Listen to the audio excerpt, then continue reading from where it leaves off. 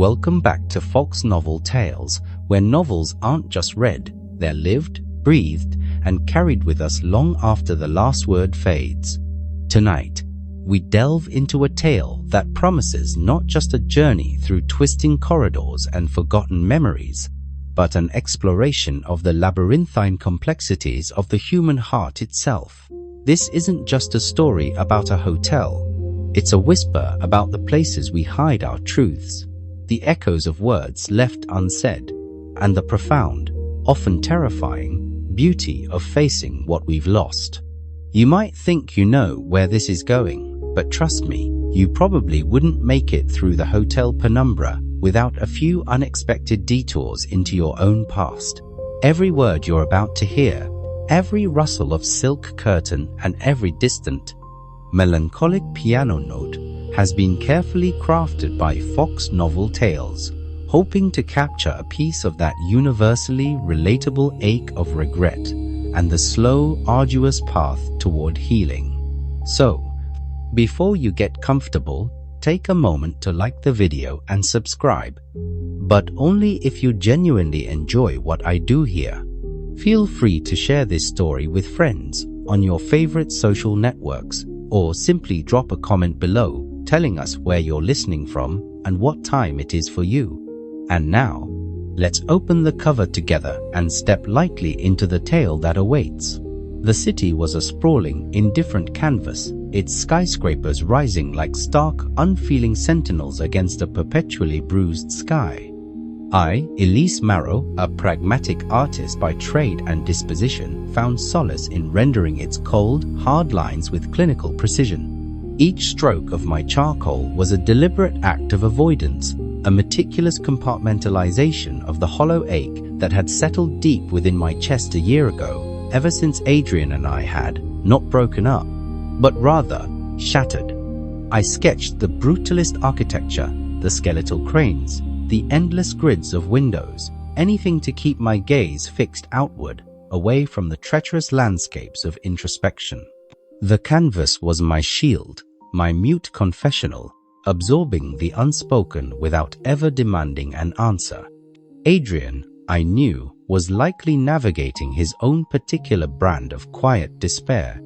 A contemplative historian, he had always been a man of patterns and meanings, seeking solace in the echoes of ancient texts, yet he'd become a ghost of his former self, consumed by a profound guilt he carried like a shroud. I imagined him hunched over dusty tomes, his brow furrowed, sifting through the debris of forgotten empires, searching not for wisdom, but for reflections of his own profound regret, convinced his actions had irrevocably splintered our shared future.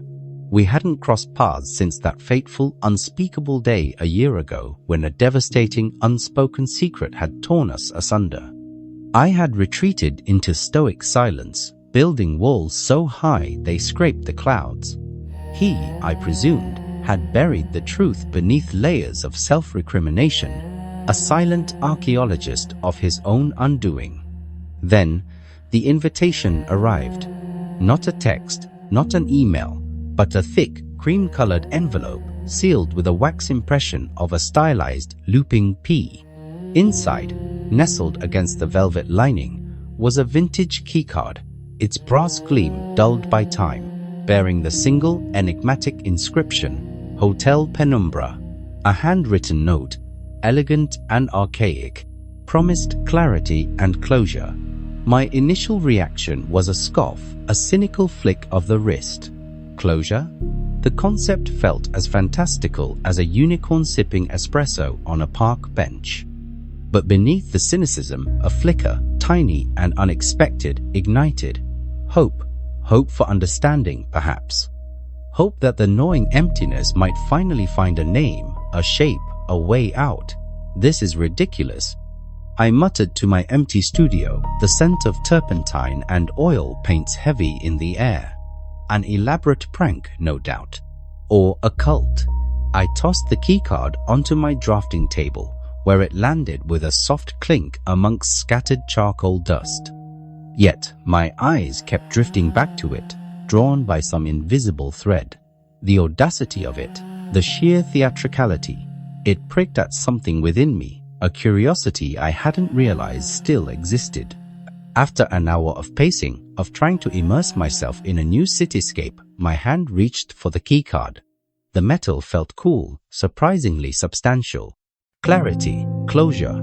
The words resonated with a haunting appeal. What did I have to lose, really? My life was already a carefully constructed diorama of absence. The Hotel Penumbra, when I found it, was an anachronism, a grand dame of the Art Deco era, nestled incongruously amidst a sprawl of modern glass and steel. Its facade, a symphony of geometric patterns and polished chrome, seemed to hum with a forgotten elegance, like a silent film star holding court in a bustling multiplex. The revolving doors, burnished brass and gleaming glass, beckoned with an almost hypnotic allure. As I stepped through them, the world outside seemed to ripple, then blur. The air inside was thick, heavy with the scent of aged leather and something else. Something metallic and vaguely unsettling, like ozone before a storm. A subtle sense of disorientation took hold, as if the very ground beneath my feet had shifted infinitesimally. The lobby was vast, a cavernous space of dark wood, plush velvet and muted gold. A grand staircase, spiraling upwards like a gilded serpent, dominated the far wall, and then I saw him. Across the expanse of the marble floor, standing near an antique globe, was Adrian. His shoulders were a little more stooped, his beard a little fuller, but it was unmistakably him. A shock, electric and painful, coursed through me, a jolt that momentarily stole my breath. Our eyes met across the grand hall, and in his I saw the same jolt of recognition, the same flash of pain that must have mirrored my own. For a split second, the world narrowed to just us, two broken halves of a forgotten whole. Elise? His voice, a low rumble, barely reached me across the distance, yet it felt like a thunderclap. Before I could respond, before either of us could take a step, a strange shimmer passed over the lobby, like heat rising from asphalt. The air grew heavier, pressing down on my chest. I heard a soft, almost imperceptible click behind me, a sound that shouldn't have been there. I spun around. The revolving doors were gone. In their place stood a solid, unadorned wall, seamless and impenetrable, as if it had always been there. No hinges, no seams, no trace of an exit. The Hotel Penumbra had claimed its newest guests, and the faint, unsettling hum that now vibrated through the floorboards seemed to whisper a single chilling welcome. You're here now, and you're not leaving. The silence that followed the disappearance of the doors was not merely an absence of sound. It was a physical entity, pressing down on my eardrums, muffling the distant city hum, and amplifying the frantic beat of my own heart. Adrian and I stood frozen, two statues carved from disbelief and a freshly unearthed grief, separated by a chasm that felt both physical and painfully metaphorical. My eyes, ever analytical, scanned the seamless wall where ornate brass and polished glass had been moments before. There was no trick, no hidden panel, no faint outline of a door. It was just solid. Implacably, impossibly solid. What was that? I managed to choke out, my voice thin, reedy, utterly unlike my usual controlled tone. My pragmatic mind, usually so adept at dissecting problems, felt like a tangled ball of yarn. Adrian, always more attuned to the inexplicable, slowly turned from the spot where the globe stood, his thoughtful blue eyes wide with an emotion I couldn't quite decipher, a blend of fear and a strange, almost scholarly fascination. I don't know, Elise, but it's gone, completely. He gestured vaguely at the wall, his hand trembling slightly. Gone? Things don't just go, I retorted, my voice regaining a brittle edge. There has to be a mechanism, a hidden switch, something. This isn't possible. I took a step forward, then another. my hand reaching out to touch the smooth, cool surface of the wall. It felt real, substantial, utterly devoid of any hint of a hidden passage. My fingers traced the spot where the frame should have been, finding only an unbroken expanse of dark wood paneling. It's a trick, a very elaborate, very expensive trick. Is it? Adrian's gaze swept across the opulent lobby, lingering on the ornate details, the shadowed corners. Look around, Elise. Does this feel like a trick? Before I could formulate a suitably logical, dismissive response, a boisterous voice shattered the tense quiet. I say, what in blazes is going on here? Where's the front desk? I demand to speak to the manager. A man, portly and red-faced, in a suit a shade too bright for the muted elegance of the lobby, marched towards us. This was Daniel Price, the jovial businessman, though his joviality was rapidly curdling into indignation. Behind him, a young couple, Lila Morrison and Marcus Cox, clung to each other, their faces pale with a mixture of confusion and dawning fear. An elderly woman with silver hair pulled into a neat bun, Mrs. Cora Holloway, watched us all with an unnervingly serene expression, her kind eyes missing nothing. A gaunt man in a trench coat, Alex Petrov, was already furiously tapping at his phone, muttering to himself. And then there was Dr. Mina Ferreira, a clinical psychologist, her professional composure beginning to fray around the edges as she observed the growing panic. "Excuse me, good sir," Daniel Price puffed, addressing Adrian, who looked entirely too scholarly to be of any immediate help. "Did you see that? The doors. They just vanished. This is preposterous. I have a flight to catch, a very important deal to close." Adrian, ever the historian, seemed to be processing the event through a lens of ancient mysteries rather than modern inconvenience. "Indeed, sir. A rather unprecedented architectural reconfigurations, wouldn't you agree?" I rolled my eyes. "Leave it to Adrian to intellectualize our potential imprisonment. Unprecedented? It's bloody impossible," Daniel bellowed, his voice echoing in the vast space. "Where's the staff? There must be a service entrance, a fire escape, something." He began to pace frantically, his gaze darting from the solid wall to the grand staircase, then to a pair of heavy, velvet-draped doors that likely led to some ballroom or dining hall. "I've tried the other exits," I interjected, stepping forward, my pragmatic instincts kicking in despite the surreal circumstances. "The side doors, the windows, they're either gone or lead to solid walls outside. It's as if the building itself has sealed itself off." Alex Petrov, the gaunt man, finally looked up from his phone, his eyes darting suspiciously between me and Adrian. "Sealed off? Or programmed to seal off? This whole place, it's a system. A highly advanced, highly illegal system probably. I'm a security systems designer, you see. Nothing happens without a reason. Nothing." He jabbed a finger at the wall. "There's an explanation. Always. We just need to find the access panel, the override sequence." Lila, the young woman, squeezed Marcus's hand tighter. "But what if there isn't? What if it's magic?" Her voice was a terrified whisper. Marcus, trying to be brave for her, forced a shaky smile. "Nah, babe. Probably just some crazy high-tech stuff. A VR experience gone wrong, maybe. Or a really immersive escape room." His attempt at humor fell flat, dissolving into the heavy air. Mrs. Holloway, the elderly woman, finally spoke, her voice soft but surprisingly clear, like the chime of a delicate bell. "It is neither magic nor technology, dear. It simply is." She smiled faintly, a knowing, almost sad smile. "Some places, they have their own rules, their own appetites." Her words sent a shiver down my spine, far more unsettling than Daniel's bluster or Alex's conspiracy theories. Chapter 2. The Art of Disorientation. The silence that followed the disappearance of the doors was not merely an absence of sound.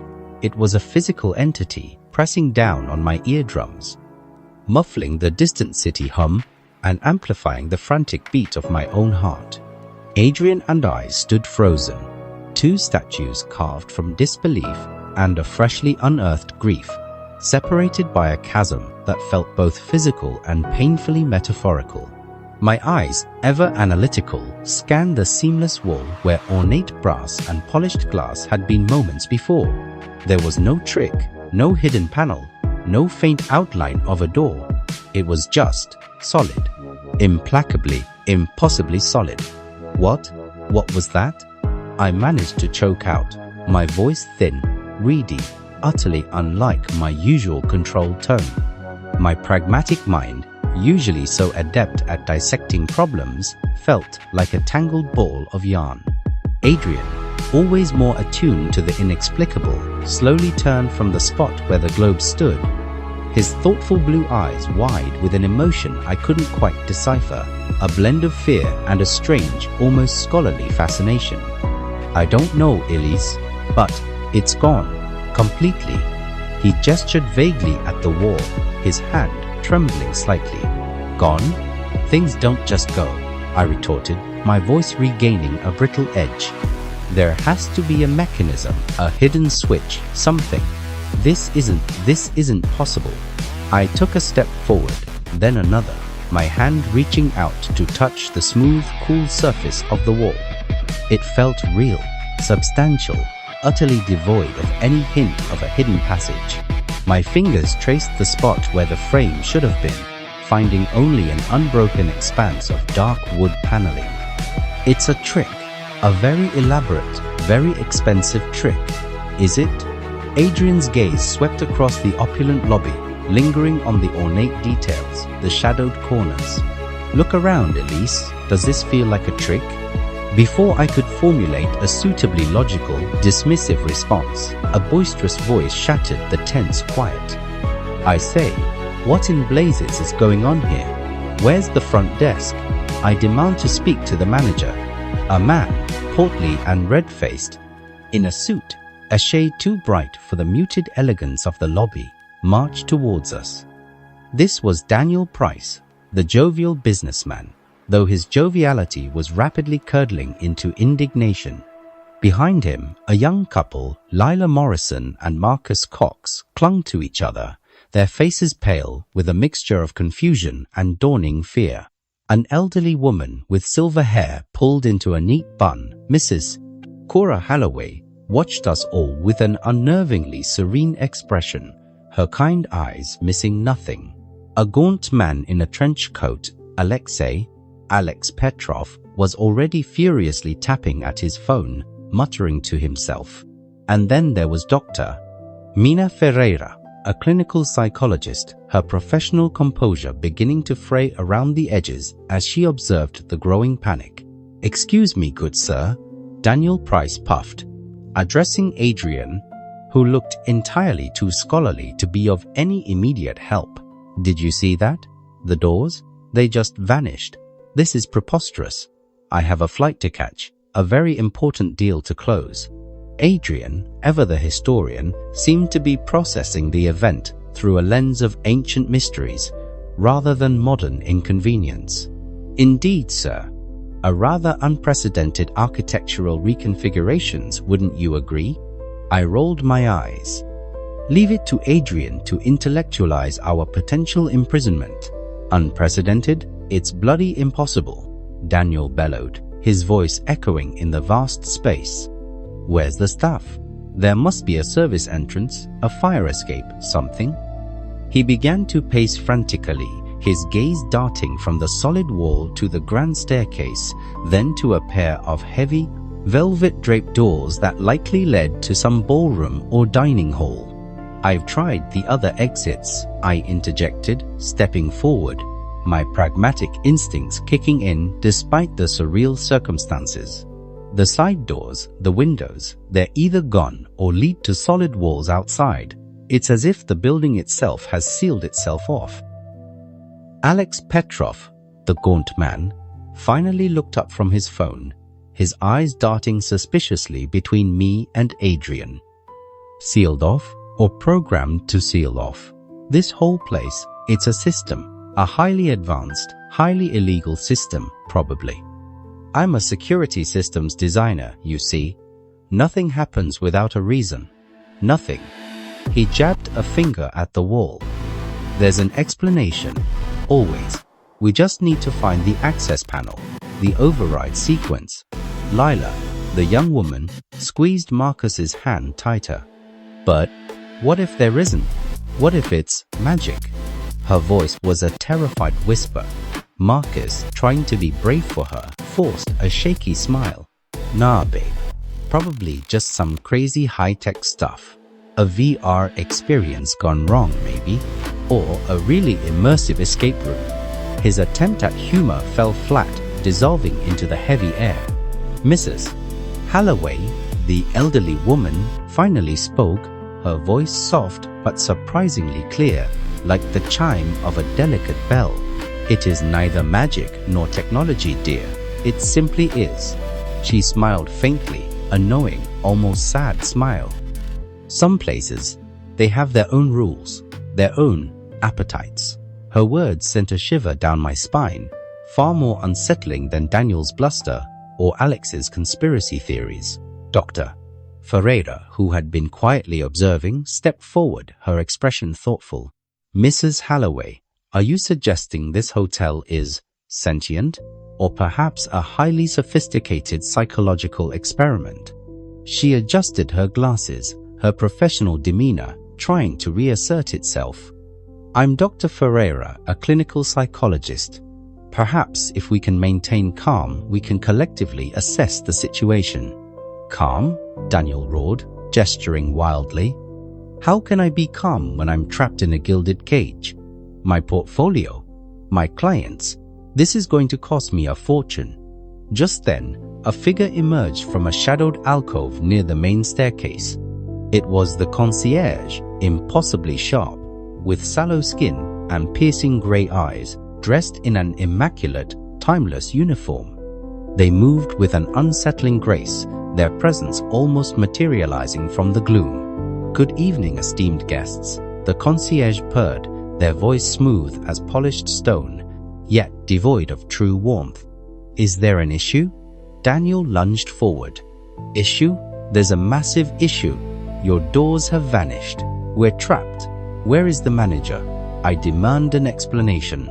The concierge tilted their head slightly, a faint, almost imperceptible smirk playing on their thin lips. Trapped, sir? A rather strong word. Wouldn't you agree? You are merely experiencing the full hospitality of the Hotel Penumbra. As for explanations, the hotel provides those in its own time and in its own unique fashion. What does that even mean? I demanded, stepping forward, my frustration boiling over. Are you telling us this is normal? People just vanish. People come and go, Miss Marrow, the concierge replied, their gaze settling on me with an unnerving intensity, as if they knew my name without ever being told. The hotel merely facilitates the journey. Now, if you'll excuse me, I have other matters to attend to. Your rooms await. They produced a stack of vintage keycards from an inner pocket identical to the one I held and began to distribute them with an unsettling efficiency. Enjoy your stay. With another unsettling, silent glide, they vanished back into the shadows from which they came. Well, that was helpful, Alex Petrov scoffed, clutching his new keycard as if it might bite him. Creepy. More like, this is a setup, I'm telling you. Perhaps we should at least check our rooms, Adrian suggested, ever the voice of measured reason, though I could see a tremor in his hand as he pocketed his keycard. It's getting dark. We need a base of operations, a place to regroup. Reluctantly, we dispersed. My keycard, number 307, led me up the grand staircase, its polished banisters feeling cold beneath my touch. The corridors were plush, hushed, lined with heavy tapestries and oil paintings that seemed to shift subtly in my peripheral vision. I tried to dismiss it as an optical illusion, a trick of the dim lighting. When I finally found room 307. The door, a heavy oak panel, felt strangely familiar. My keycard slid into the slot with a soft click, and the door swung open. The air inside was cool, tinged with a faint scent of old canvas and turpentine. My breath hitched. It was my old studio apartment, or a horrifyingly accurate replica of it. The worn wooden floors, the tall windows overlooking a cityscape that was not the one outside, the familiar drafting table laden with my charcoal sticks and smudged sketches. But it wasn't quite right. The light was wrong, the shadows too deep, and on the easel, a half-finished canvas. It depicted a cityscape, yes, but it was fractured, broken, the lines jagged and angry. And in the foreground, two figures, blurred and indistinct, seemed to be locked in a silent, furious argument. It was a mirror of a painful argument Adrian and I had had, one of the last before everything collapsed. The hotel was already whispering, its walls echoing fragments of our voices from that fight, faint and distorted. A jolt of pure terror, cold and sharp, pierced through my pragmatic shell. This wasn't a trick. This was something far more insidious. The hotel wasn't just a place. It was a living, breathing entity, reacting to my presence, feeding on my memories, twisting them into grotesque reflections. I slammed the door shut, my heart hammering against my ribs, and leaned against it, trying to catch my breath. Just as I thought I might scream, a muffled thud came from the corridor. I cautiously opened the door a crack.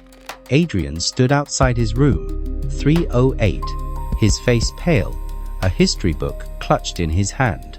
"Elise," he whispered, his voice hoarse. "You won't believe this." "Oh, I think I might," I replied, stepping out into the corridor. My room is a nightmare. It's our old apartment, or a version of it, with a painting of us fighting. Adrian nodded slowly, his eyes distant. Mine too, it's my study. But the book I'm holding, it's open to a page discussing historical figures burdened by secrets, and on the desk, a half-written letter to you, from months ago. One I never sent. He looked at me, his blue eyes filled with a fresh wave of despair. The hotel, it knows everything.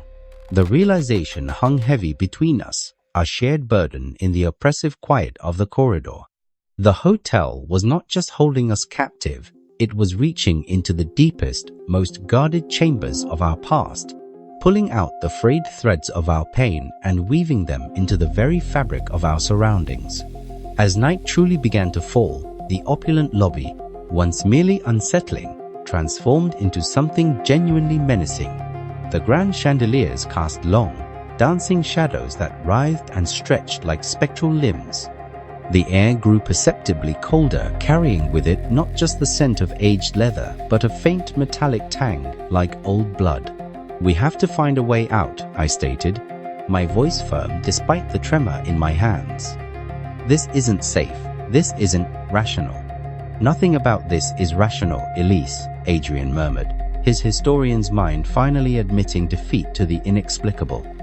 "This place, it feels like a physical manifestation of memory, of regret." We had gathered again in the lobby, a motley crew of bewildered souls.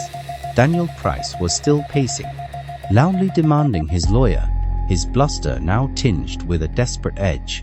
Alex Petrov was meticulously examining the elevator doors, muttering about electromagnetic fields and hidden cameras. Layla and Marcus huddled together on a velvet sofa, whispering, their youthful optimism replaced by a profound unease. Dr. Ferreira sat nearby, observing us all with a professional detachment that seemed increasingly fragile. Mrs. Holloway remained in her armchair, a faint, knowing smile on her lips, watching the shadows dance.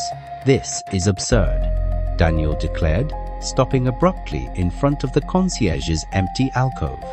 "Where are the stairs to the upper floors? The service elevators? There must be some way out of this gilded prison." He pressed the call button for the main elevator with an angry jab. The elevator doors, polished brass with intricate Art Deco engravings, slid open with a soft, almost theatrical hiss. The interior was a vision of plush velvet and gleaming mirrors. "There," Daniel exclaimed triumphantly, striding towards it. "Finally, some progress. I'm going to the top floor, find the management, and tear them a new one." "Wait," I called out, a sudden premonition chilling my blood. There was something wrong, a subtle shift in the light within the elevator car, a deeper, almost inky blackness where the back wall should have been. But Daniel, fueled by indignation and a desperate need for control, didn't heed my warning. He stepped inside, his broad back disappearing into the velvet confines. "See? Nothing to worry about. Just a bit of a... Wait a minute. What in the blazes?" His voice, muffled by the closing doors, ended abruptly in a strangled gasp. The doors slid shut with the same soft hiss, and the floor indicator above them flickered, ascending rapidly. We all stood transfixed, a collective held breath. 1 floor, 2, 3. It stopped at the 5th floor. A chime echoed through the lobby, announcing its arrival. Then the doors opened again. The interior of the elevator car was empty, completely, utterly empty, where Daniel Price should have been. Where the plush velvet and gleaming mirrors of the back wall should have been was only a swirling, inky void. It pulsed with a silent, hungry darkness like a cosmic abyss contained within a brass cage. There was no sound, no echo, no trace of the boisterous businessman, just the void. A collective gasp rippled through the remaining guests. Lila whimpered, burying her face in Marcus's shoulder. Marcus himself looked like he'd seen a ghost, his face drained of all color. Alex Petrov, for once, was silent, his jaw slack, his phone clattering to the marble floor. Dr. Ferreira covered her mouth with a trembling hand, her eyes wide with a horror that no textbook could explain. Adrian was the first to move, his historian's instinct for investigation overriding his fear. He cautiously approached the elevator, peering into the swirling darkness. "Daniel," he called out, his voice tentative, almost swallowed by the void. There was no reply. I felt a cold dread seep into my bones, far deeper than any fear I'd felt before. This wasn't a trick of light or a sophisticated machine.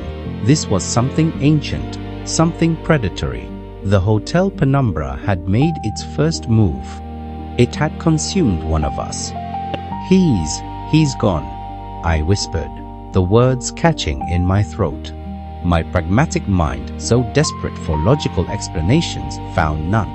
All that remained was a chilling, undeniable truth. The hotel was alive and it was feeding. The void in the elevator car pulsed with a silent, hungry darkness, a tear in the very fabric of reality that seemed to inhale the light, leaving only a cold, gnawing absence. Daniel Price, with his booming voice and bright suit, was simply gone, swallowed by an inky abyss where moments before there had been plush velvet and polished brass. The air crackled with a terror so profound it felt almost tangible, clinging to our skin like a shroud. My pragmatic mind, usually so quick to dissect and categorize, found itself utterly paralyzed, a blank canvas staring back at a painter who had forgotten the very concept of color. Lila's whimper was the first sound to break the horrifying silence, a thin, fragile thread that threatened to snap. She buried her face deeper into Marcus's shoulder, her body trembling uncontrollably. Marcus, usually so quick with a quip, stood rigid, his eyes wide and vacant, fixed on the empty elevator shaft as if hypnotized by the gaping maw. Alex Petrov, the self-proclaimed security systems designer, had dropped his phone and it lay at his feet, a silent testament to the shattering of his rational world. Dr. Ferreira, her professional composure finally fractured, clutched her chest, her breath coming in shallow, ragged gasps. Only misses. Holloway remained outwardly serene, her gaze still distant, a faint, almost pitying smile playing on her lips. He's gone," I whispered, the words a raw, unfamiliar sound in my throat. My voice felt alien, stripped bare of its usual sharp edges.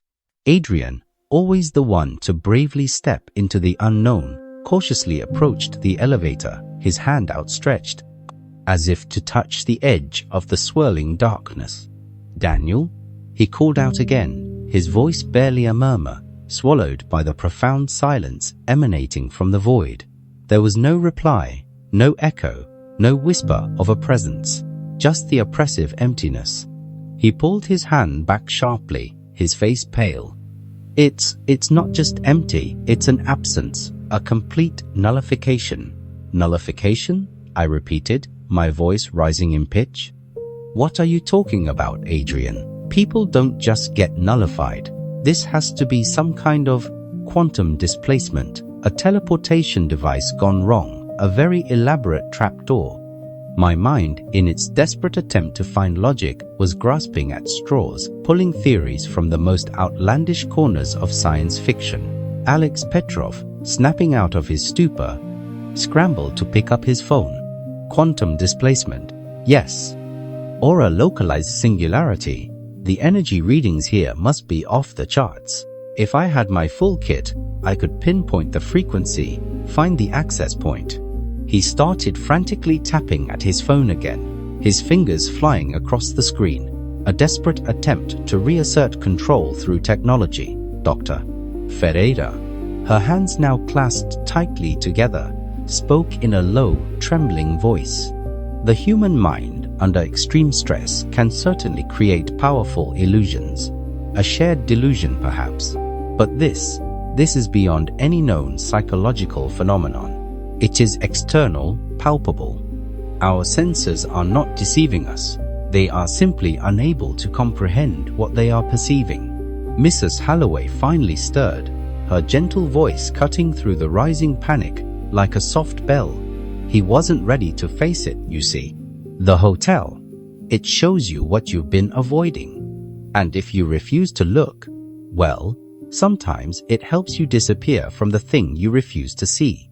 She sighed, a sound heavy with an ancient sorrow. Poor Daniel. He was so very loud, wasn't he? Always trying to talk over his own quiet fears. Her words sent a fresh wave of unease through me. "What do you mean, face it?" I demanded, my artistic pragmatism clashing with her cryptic wisdom. "Face what? Are you suggesting this hotel is some kind of existential therapist?"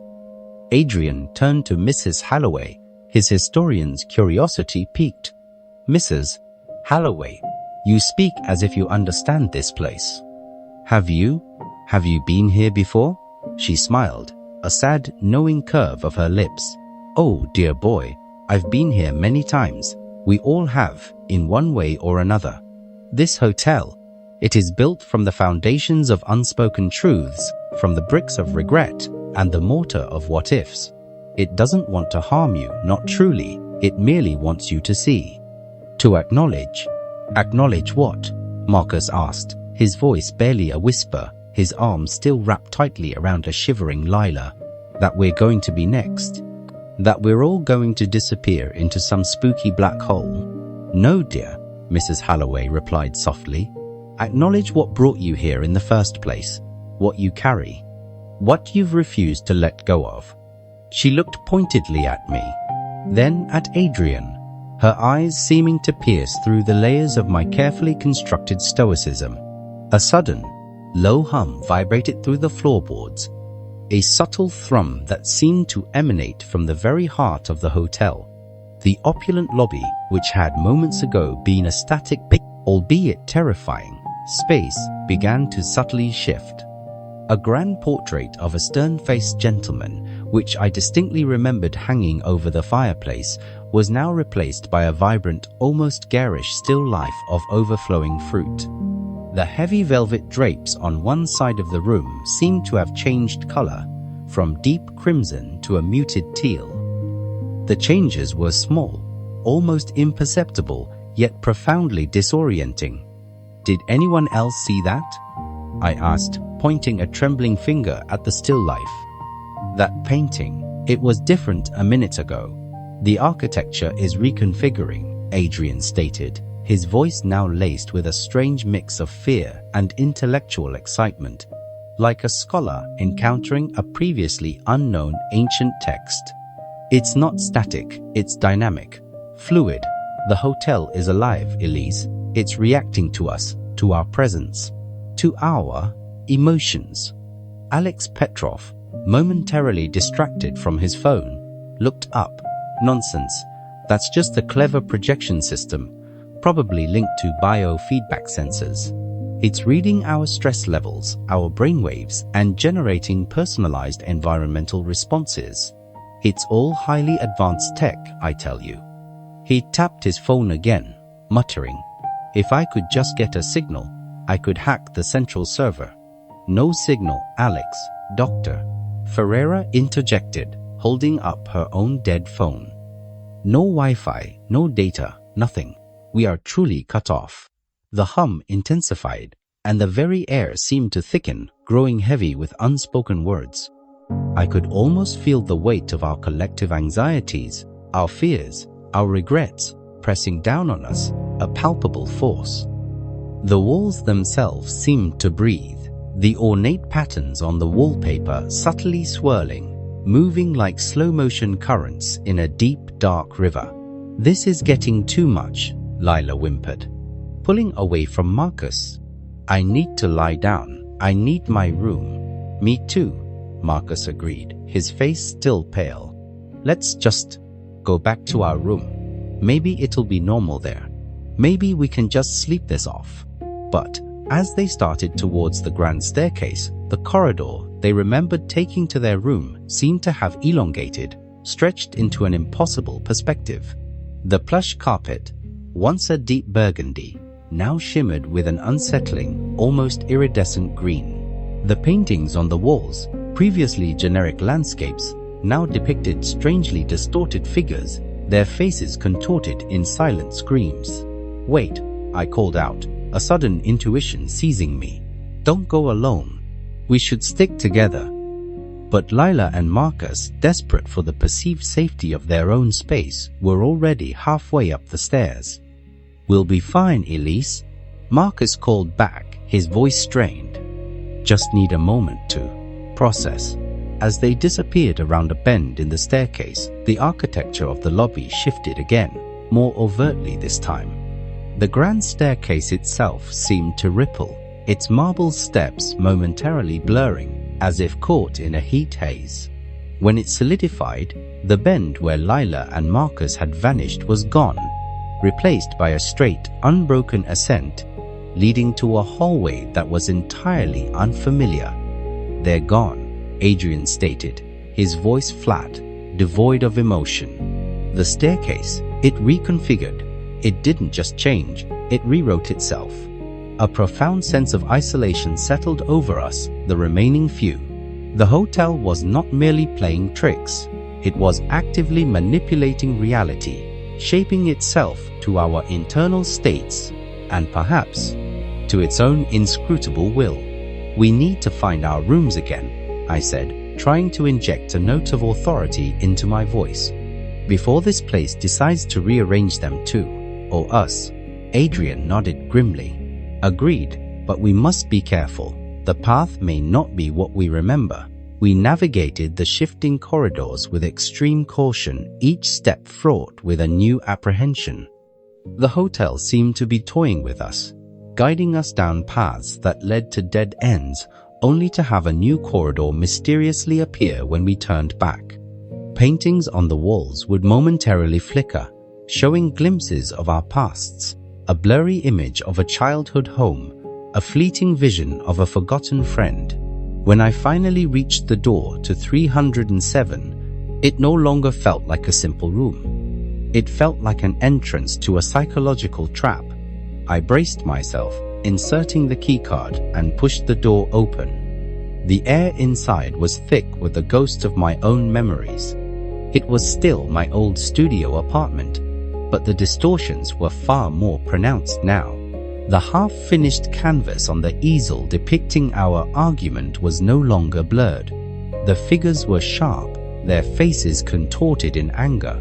Adrian's jaw clenched, my eyes narrowed, a silent scream frozen in time. The whispers I had heard earlier were no longer fragments.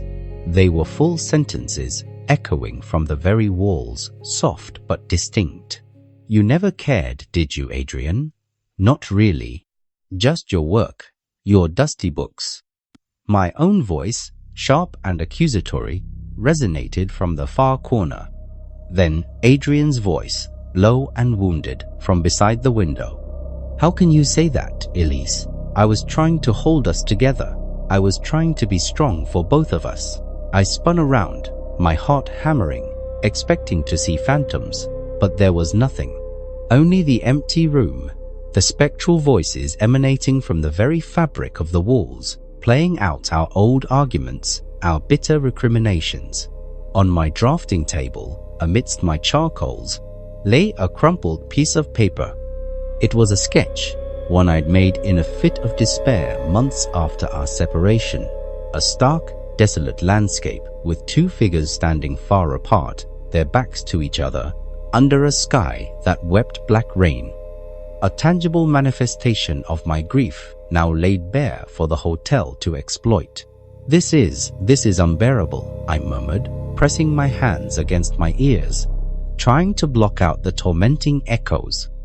But they seeped into my mind, insidious and relentless. A knock, tentative, came from my door. I practically jumped out of my skin. I cautiously opened it to find Adrian, his face even paler than before, his eyes wide with a shared horror. "Elise," he began, his voice hoarse. "It's worse. My room." He gestured vaguely down the hall. "It's filled with all the books I never finished reading, all the research projects I abandoned, and the whispers, they're telling me what I should have done, what I could have done. How I failed." "Mine too," I admitted, lowering my hands. "The walls are replaying our fights. And there's a sketch, one I thought I'd hidden away. It's like the hotel is actively trying to break us down, to force us to relive every painful moment." Adrian stepped into my room, his gaze falling on the detailed, agonizing canvas of our argument. He flinched, as if physically struck. "It's so vivid. This hotel, it doesn't just remember, it recreates, and it feeds on it. I can feel it. A cold energy, growing stronger with every memory, every regret." "So what do we do?" I asked, my voice barely above a whisper. "We can't just stay in these rooms, letting it torment us. We have to find a way out." "We have to." "Perhaps," Adrian mused, his historian's mind, despite the fear, beginning to search for patterns, for meaning. "Perhaps the key isn't to fight it, but to understand it. If it feeds on our unresolved emotions, then perhaps we need to resolve them." He looked at the painting, then back at me, his eyes filled with a profound sadness. "But how do you resolve something so shattered?" The hotel hummed around us, a low, resonant thrum that seemed to vibrate in our very bones. It was a sound that was both ancient and deeply personal, a chorus of forgotten grievances and unexpressed sorrows. The air grew heavy, pregnant with the weight of our shared, unspoken past, and the realization dawned on me, cold and sharp, that the Hotel Penumbra was not just a place we were trapped in, but a mirror reflecting the labyrinth we had built within ourselves. The inky void of the elevator shaft, a gaping maw where Daniel Price had been moments ago, seemed to breathe, its darkness expanding and contracting with a silent, malevolent rhythm. It wasn't merely an empty space, it was a hungry absence, a tear in the fabric of the familiar, devouring not just light, but all sense of reason. My breath hitched, caught somewhere between my lungs and the knot of terror in my throat. My pragmatic mind, usually a fortress of logic and analysis, felt like a sandcastle crumbling under a relentless tide. The world, which I had so meticulously sketched and categorized, had suddenly dissolved into something formless and terrifying. Lila's whimper, thin and fragile, was the first sound to pierce the suffocating silence. She buried her face deeper into Marcus's shoulder, her small frame trembling uncontrollably, as if trying to physically disappear. Marcus, usually so quick with a reassuring quip, was rigid, his eyes wide and vacant, fixed on the elevator like a deer caught in headlights. Alex Petrov, the self-proclaimed security systems designer, had dropped his phone, and it lay on the marble floor, a silent, useless testament to the shattering of his technological certainty. Dr. Ferreira, her professional composure finally fractured, clutched her chest, her breath coming in shallow, ragged gasps, her face a mask of disbelief. Only Mrs. Holloway, the elderly woman, remained outwardly serene, her gaze still distant, a faint, almost pitying smile playing on her lips, as if she had witnessed this particular horror countless times before. He's gone," I whispered, the words raw and unfamiliar, stripped bare of their usual sharp edges. It was a statement of fact, yet it felt like a question, an impossible reality I desperately wanted to deny. Adrian, ever the one to bravely step into the unknown, cautiously approached the elevator, his hand outstretched, as if to touch the very edge of the swirling darkness. "Daniel?" he called out again, his voice barely a murmur, swallowed by the profound silence emanating from the void. There was no reply, no echo, no whisper of a presence. Just the oppressive emptiness. He pulled his hand back sharply, his face pale, his historian's curiosity now tinged with a visceral fear. It's not just empty, it's an absence, a complete nullification." "Nullification?" I repeated, my voice rising in pitch, a desperate attempt to find a foothold in the quicksand of unreality. "What are you talking about, Adrian? People don't just get nullified. This has to be some kind of quantum displacement, a teleportation device gone wrong, a very elaborate trapdoor." My mind, in its desperate attempt to find logic, was grasping at straws, pulling theories from the most outlandish corners of science fiction. Anything to avoid the horrifying truth that was staring us in the face. Alex Petrov, snapping out of his stupor, scrambled to pick up his phone, his eyes alight with a frantic, desperate energy. Quantum displacement, yes, or a localized singularity. The energy readings here must be off the charts. If I had my full kit, I could pinpoint the frequency, find the access point. He started frantically tapping at his phone again, his fingers flying across the screen. A desperate attempt to reassert control through technology, a bulwark against the rising tide of the inexplicable. This is a system, I tell you. A highly advanced AI, probably. It's reacting to our fear. We need to override it. "Override what, Alex?" I retorted, my voice sharp, my frustration a thin veil over my terror. "There's no signal, no power source we can identify. This isn't a computer. This is something else." Adrian nodded slowly, his gaze fixed on the malevolent void. "Perhaps the override isn't external. Perhaps it's internal." His voice was low, thoughtful, already trying to decipher the hotel's arcane rules. Dr.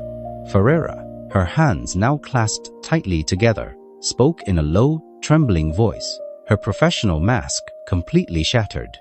"My theories, they don't account for this. This is a complete breakdown of observed reality. The human mind, under extreme stress, can certainly create powerful illusions. A shared delusion, perhaps. But this is beyond any known psychological phenomenon. It is external, palpable. Our senses are not deceiving us.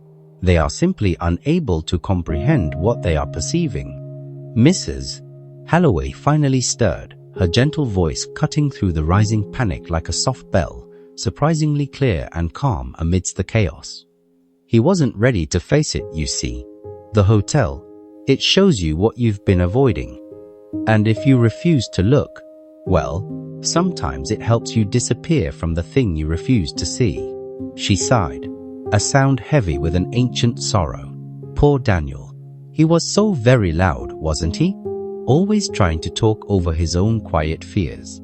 He tried to overpower the hotel rather than listen.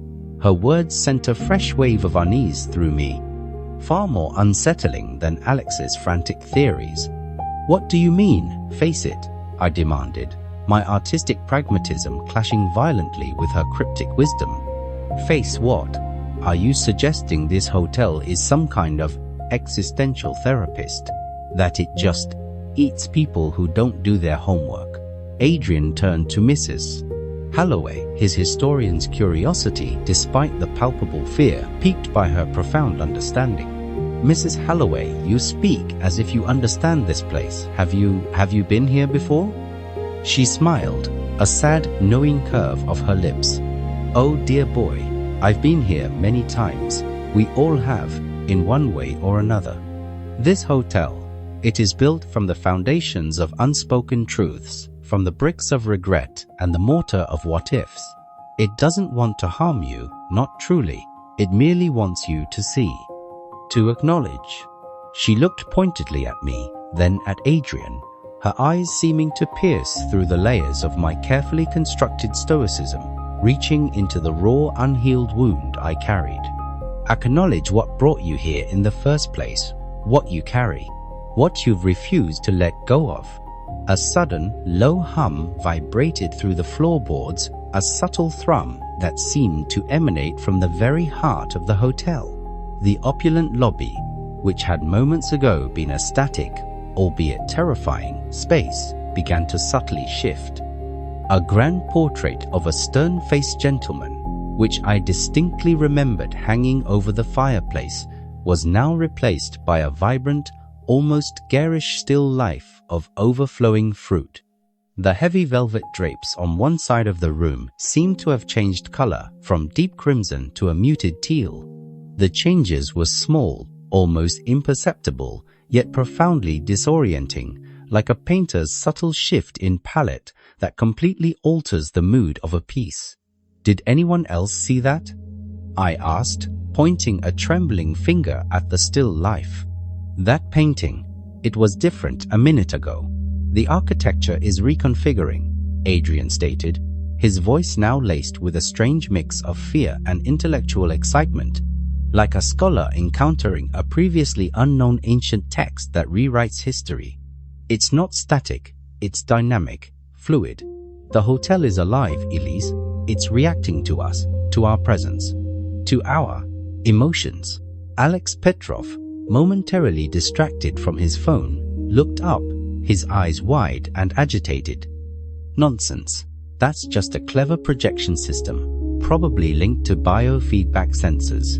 It's reading our stress levels, our brainwaves, and generating personalized environmental responses. It's all highly advanced tech, I tell you." He tapped his phone again, his voice becoming a frantic whisper. "If I could just get a signal, I could hack the central server. I could shut it down.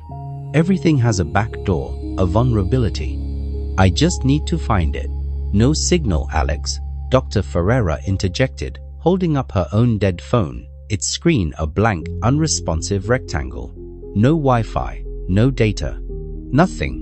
We are truly cut off." The hum intensified, and the very air seemed to thicken, growing heavy with unspoken words, with the weight of our collective anxieties, our fears, our regrets, pressing down on us, a palpable force.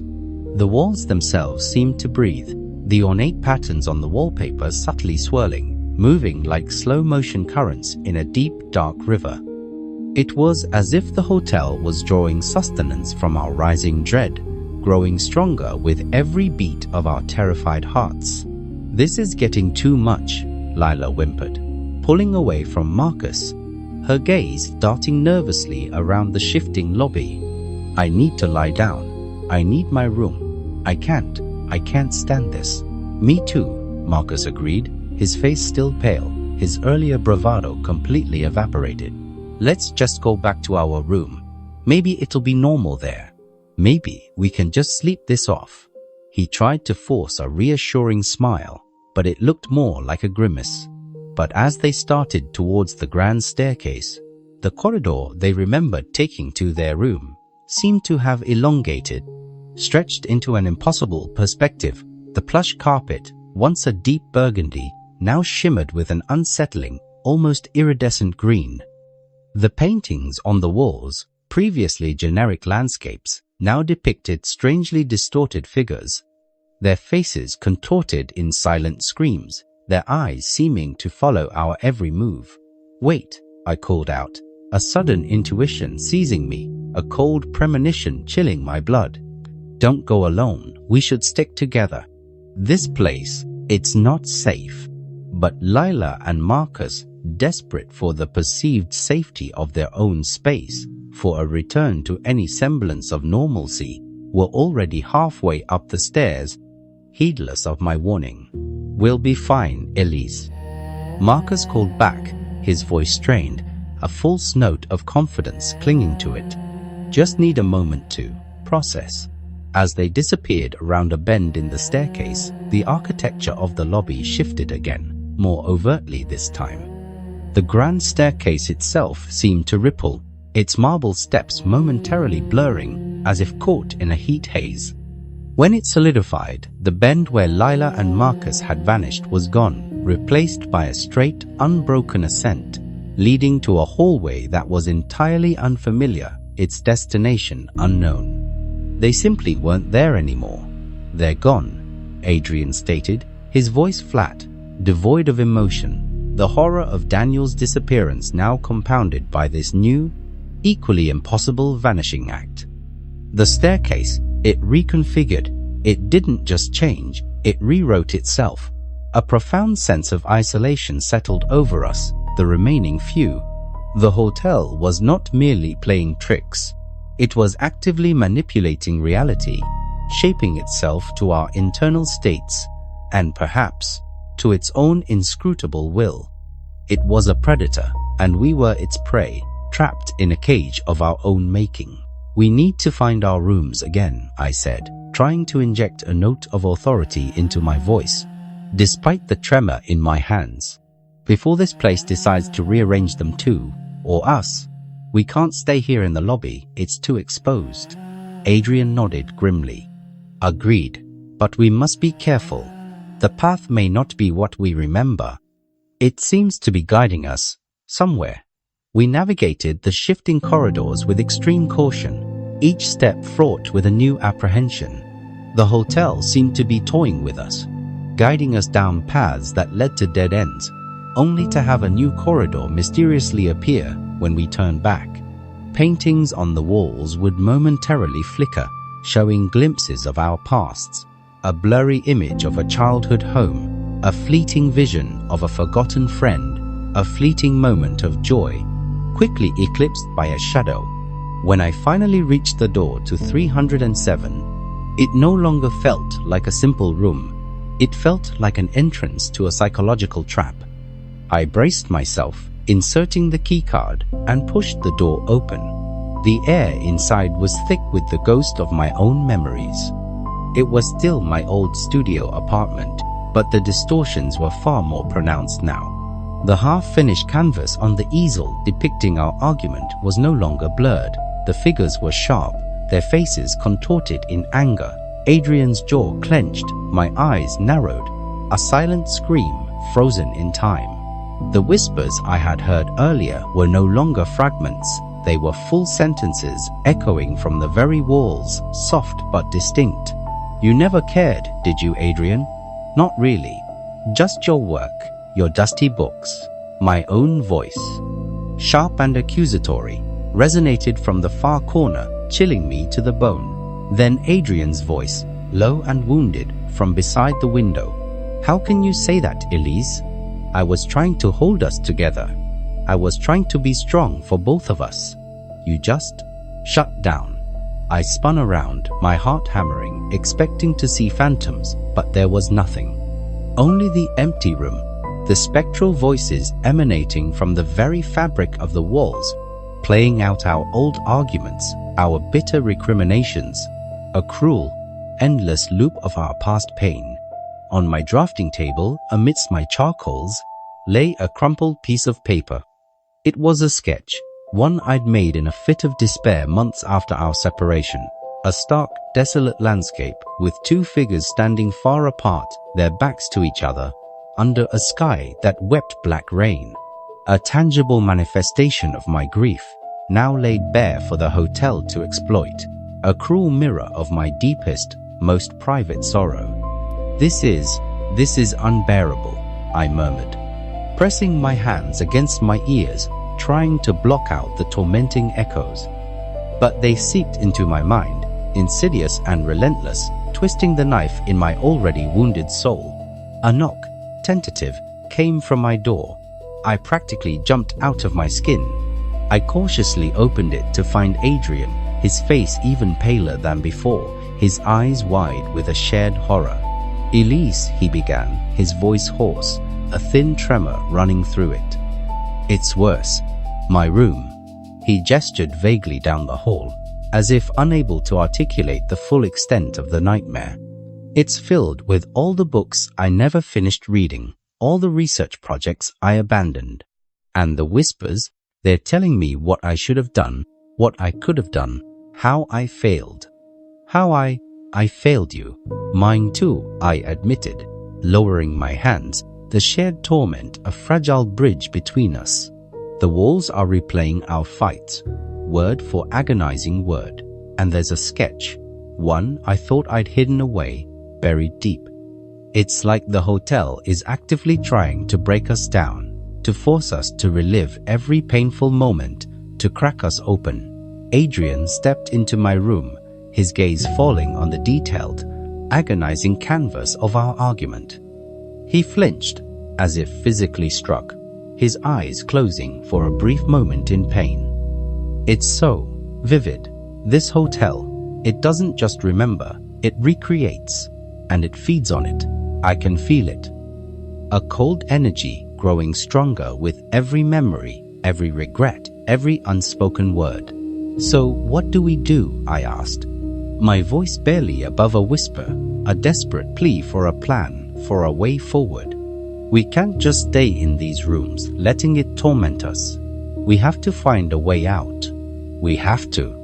"Perhaps," Adrian mused, his historian's mind, despite the fear, beginning to search for patterns, for meaning in the madness. "Perhaps the key isn't to fight it, but to understand it. If it feeds on our unresolved emotions, then perhaps we need to resolve them." He looked at the painting, then back at me, his eyes filled with a profound sadness, a familiar regret. "But how do you resolve something so shattered? How do you put back together what was never truly whole?" The hotel hummed around us, a low, resonant thrum that seemed to vibrate in our very bones. It was a sound that was both ancient and deeply personal, a chorus of forgotten grievances and unexpressed sorrows.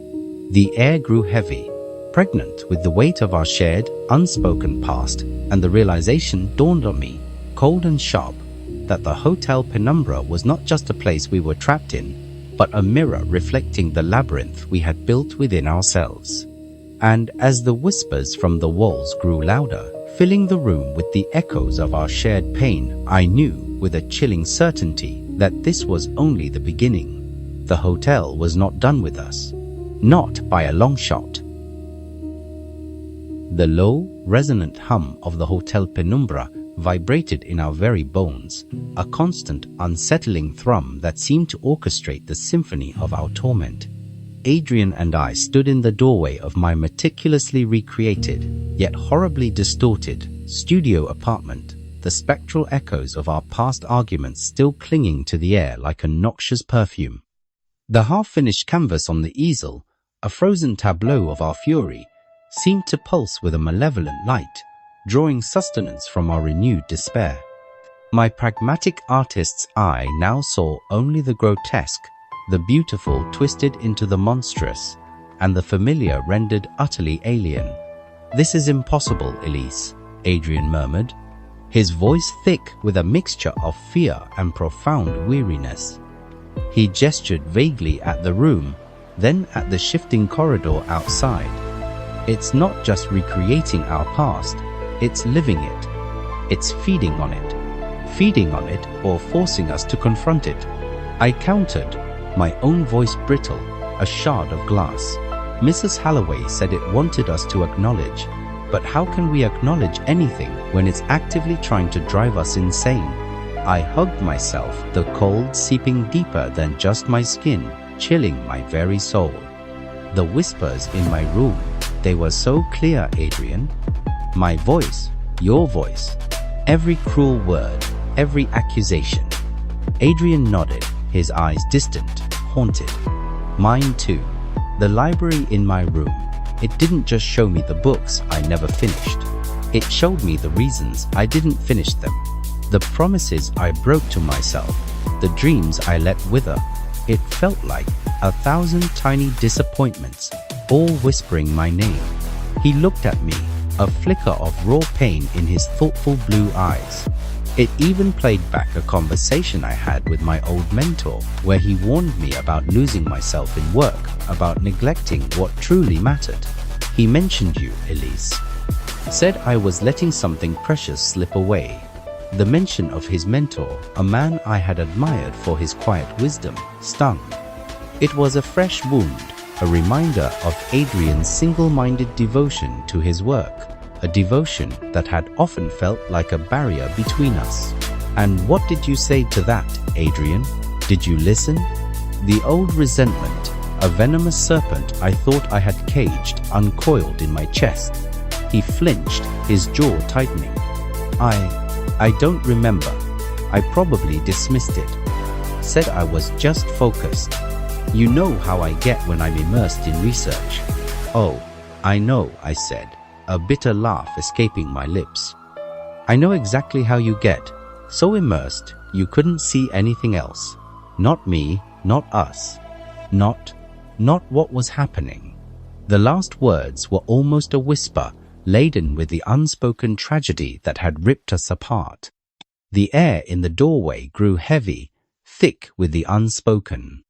The hotel seemed to lean in, its very walls absorbing the tension, its hum deepening, growing more resonant.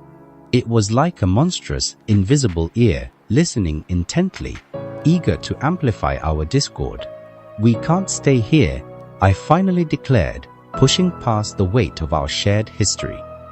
We'll drown in it. We need to find the others. There's safety in numbers, even if those numbers are dwindling.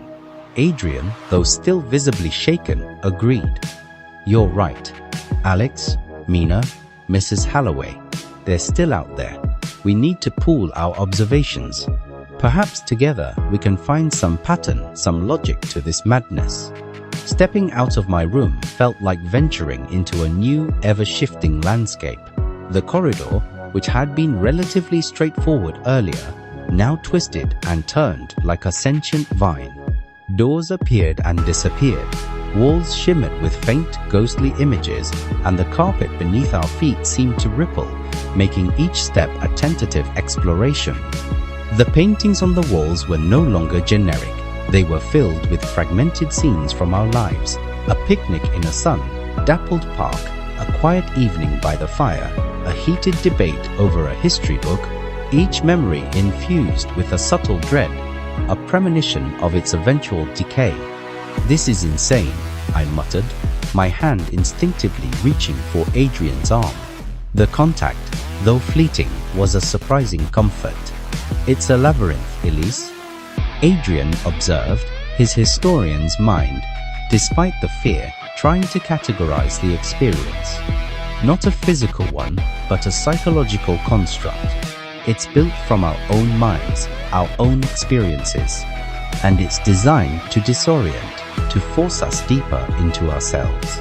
As we navigated the increasingly surreal hallways, we heard a frantic tapping sound, like a woodpecker on a hollow tree.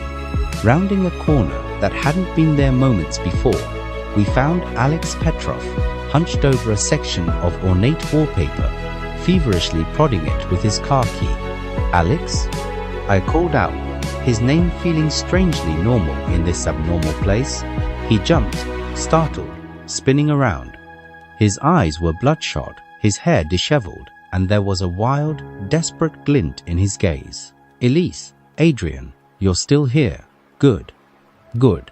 I've almost got it. This wallpaper, it's not wallpaper, it's a flexible display panel. I can feel the faint current.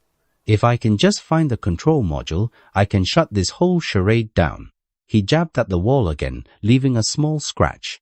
"Alex, stop," Adrian said gently, stepping forward. "It's not just technology. Daniel and Lila and Marcus, they're gone, swallowed by this place." Alex scoffed, a harsh, humorless sound. "Gone? No one just goes. They were relocated, teleported, or perhaps assimilated into the hotel's core processing unit. But there's a pattern, a frequency. I just need to find it." He turned back to the wall, his obsession a shield against the horrifying truth. Just then, Dr. Ferreira emerged from a side corridor, her face pale, her movements hesitant. She saw us and let out a small gasp of relief. "Thank goodness. I thought I was alone. This place, it's relentless." My room, it kept replaying my most difficult cases, patients I couldn't save. It was like 1,000 failures, all accusing me. She wrung her hands, her professional facade completely shattered. I tried to use my techniques, to analyze, to ground myself, but it's too much. The hotel, it's too clever. Clever, or simply mirroring our deepest fears. I mused aloud, a chilling thought taking root. "Mrs. Holloway thinks it wants us to acknowledge something." "Acknowledge?" Alex snorted, without looking up from his frantic probing. "I acknowledge that this system is dangerously unstable and needs to be decommissioned immediately." "Perhaps, Alex," Dr. Ferreira said, her voice soft but firm. "The system is not external. Perhaps it is us. This hotel seems to reflect our inner turmoil, our unresolved conflicts. It's a macroscopic projection of our subconscious." As she spoke, the corridor we were in began to subtly expand, the walls receding, the ceiling arching upwards. The carpet shifted beneath our feet, transforming from the plush, patterned runner to a smooth, polished marble. The dim, hushed lighting brightened, replaced by the soft glow of concealed uplights. The air grew warmer, infused with the faint scent of expensive cologne and exotic flowers. We found ourselves standing at the entrance of a grand ballroom, but it was more than just a ballroom. It was the exact replica of the Gilded Rose, the elegant, slightly ostentatious restaurant where Adrian had proposed to me 5 years ago. My breath hitched. The circular tables, draped in white linen, each with a single, flickering candle and a small vase of red roses, were arranged precisely as they had been. The live jazz band, invisible but distinctly present, played the same melancholy tune that had drifted through the air that night. "No," I whispered, my hand flying to my mouth. A wave of nausea washed over me, a sickening blend of nostalgia and an overwhelming sense of dread. The memory of that night, once so sweet, was now tainted, poisoned by the knowledge of what came after. Adrian stood beside me, equally transfixed, his face ashen. His eyes scanned the room, lingering on the table by the panoramic window, the very spot where he had knelt, where he had offered me a future that never came to pass. "The Gilded Rose," he murmured, his voice barely audible. "It's perfect. Too perfect." Then, the spectral figures began to appear. Not solid, not quite translucent, but shimmering, ethereal forms that moved with a chilling grace. They were patrons, waiters, even the jazz musicians, all distorted, their faces subtly wrong, their eyes empty, yet filled with a profound, accusatory disappointment. They moved through the room, their movements fluid but silent, their gazes occasionally sweeping over us, making us feel like intruders in our own past. And then, at the table by the window, two figures shimmered into existence.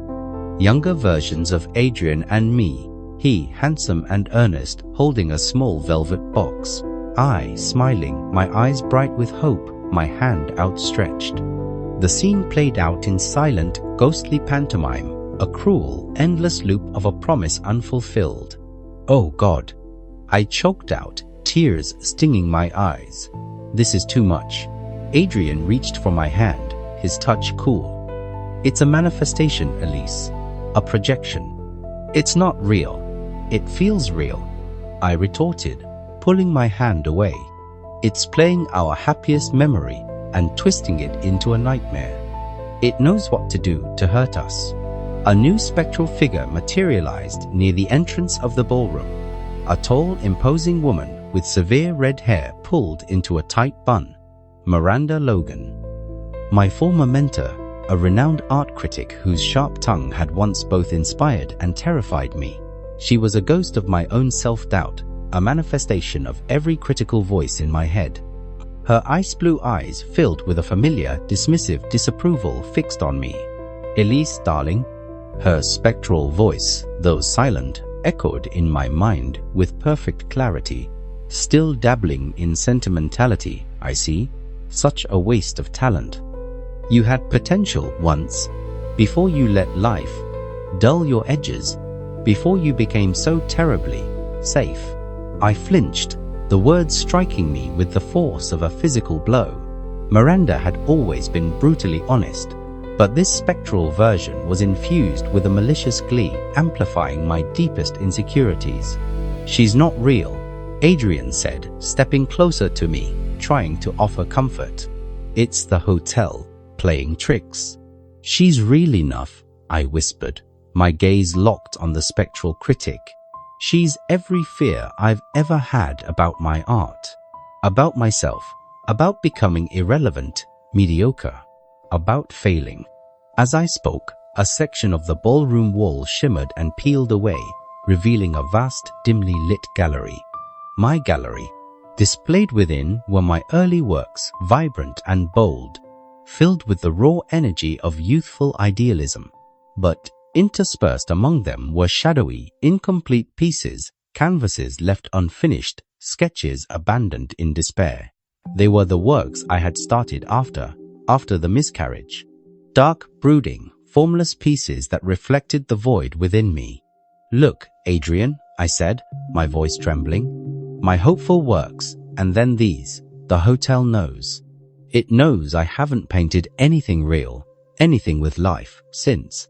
Adrian's eyes scanned the gallery, then turned back to the spectral Miranda, who now stood before one of my earlier, more abstract pieces, her head tilted, a look of profound disappointment on her face.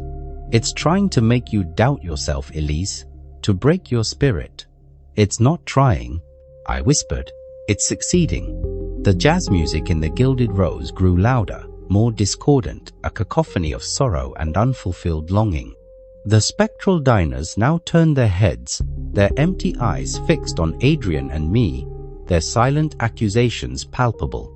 The younger, ethereal Adrian knelt again, the ring glinting, but this time his face was contorted in a silent scream, and my younger self, though still smiling, had tears streaming down her ghostly cheeks. This is unbearable, Adrian cried out, turning away from the horrifying tableau. It's twisting everything beautiful into something grotesque. It's trying to make us hate each other, hate ourselves. And it's working, isn't it? I snapped, the pressure building, the hotel's oppressive atmosphere magnifying every raw nerve ending. You always said you understood my art, Adrian. You always said you supported me, but then, when I needed you most, when I couldn't paint anything but darkness, you just retreated. You buried yourself in your books, and I was left alone with my canvases and my grief. And you, Elise, he retorted, his voice rising, the old patterns of our arguments resurfacing with terrifying speed. You built walls around yourself so high, I couldn't even see over them. You shut me out. You wouldn't talk about it. You just retreated into your art, and I was left to guess, to assume, to blame myself. Blame yourself? I scoffed, a fresh wave of bitterness washing over me. You think I didn't blame myself every single day? for not being strong enough, for not being enough? But you never said anything, he insisted, his voice laced with his own profound hurt. You just went silent. How was I supposed to know what you needed? How was I supposed to know if you were even grieving or just gone? Because you should have asked, Adrian, I screamed, the words tearing from my throat, raw and ragged. You should have been there. You should have fought for us, for me, for everything we lost. The hotel shuddered around us, a deep, guttural groan that seemed to emanate from its very foundations. The lights flickered, the jazz music swelled into a deafening roar, and the spectral figures in the gilded rows and my gallery began to writhe, their forms elongating, their silent accusations morphing into distorted, echoing whispers that filled the entire space. The walls of the ballroom themselves began to pulse, the ornate patterns undulating like living things. Our argument, once sharp, was now infused with the hotel's oppressive atmosphere, magnifying our resentment, turning it into a tangible, suffocating force. We were not just fighting each other, we were fighting the hotel, and it was winning. The Hotel Penumbra groaned, a deep, guttural sound that seemed to emanate from its very foundations. A monstrous sigh exhaled into the oppressive air. The lights in the ballroom, which had moments ago flickered with malevolent intent, now pulsed erratically, casting long, dancing shadows that stretched and contorted like spectral limbs in a macabre ballet. Our argument, raw and exposed, had ripped open old wounds, and the hotel, like a predatory beast, was gorging itself on the fresh anguish. The spectral figures, once merely accusatory, now writhed and screamed, their silent torment amplified into a cacophony of distorted whispers that filled the entire space, pressing in on us, threatening to crush us under the weight of our own unresolved grief. Adrian stood before me, his chest heaving, his face contorted with a mixture of anger and profound sorrow. You just went silent, Elise. How was I supposed to know what you needed?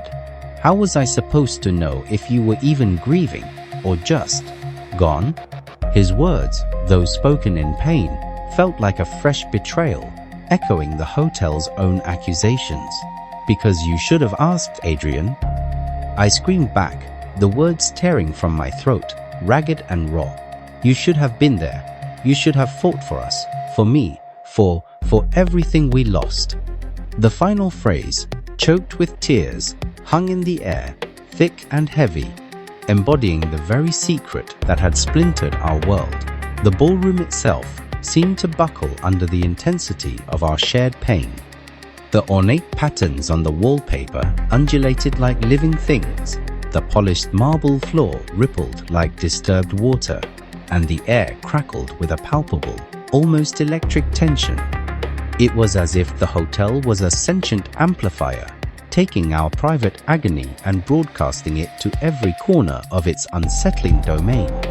Suddenly, the cacophony of ghostly whispers abruptly ceased, replaced by a chilling, unnatural quiet. The erratic pulsing of the lights stabilized, casting a sickly, green-tinged glow over the scene. Adrian and I, our lungs burning from the ferocity of our exchange, stood frozen, caught in the sudden lull, our eyes locked, the raw, undiluted pain of a year's worth of unspoken words laid bare between us. It was then that we saw them, Lila and Marcus.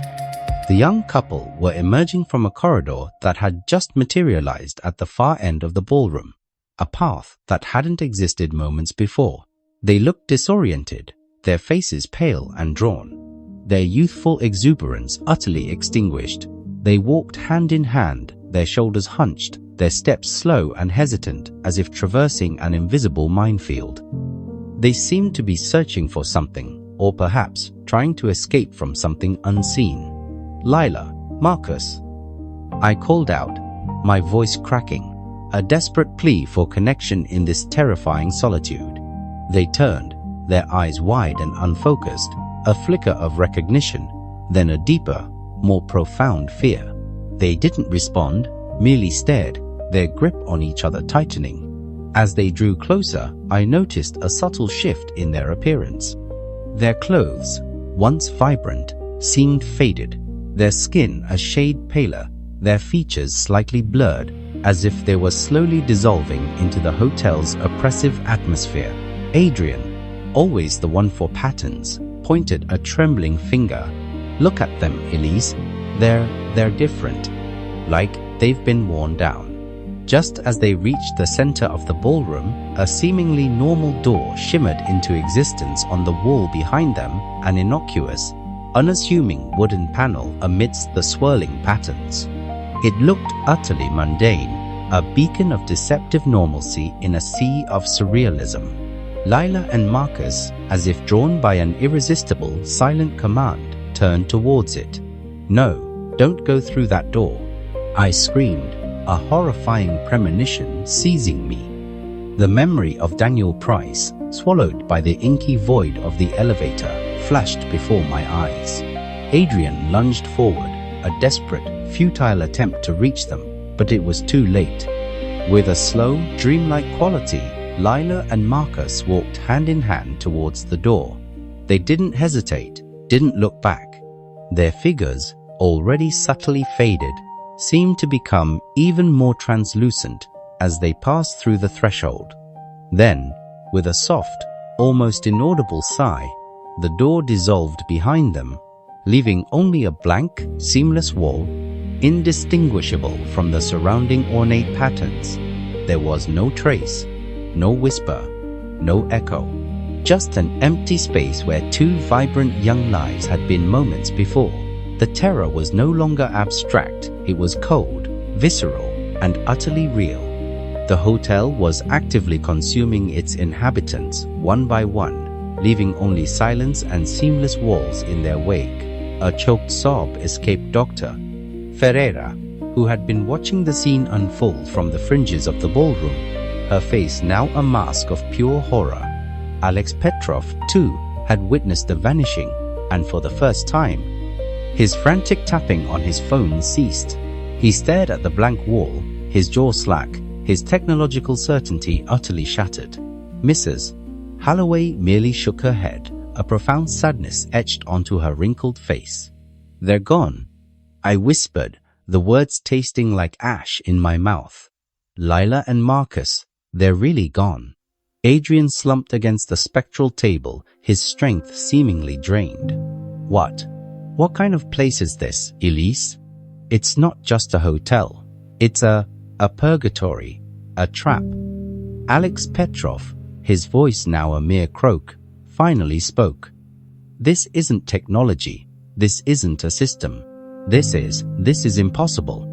My algorithms, my models, they can't account for this."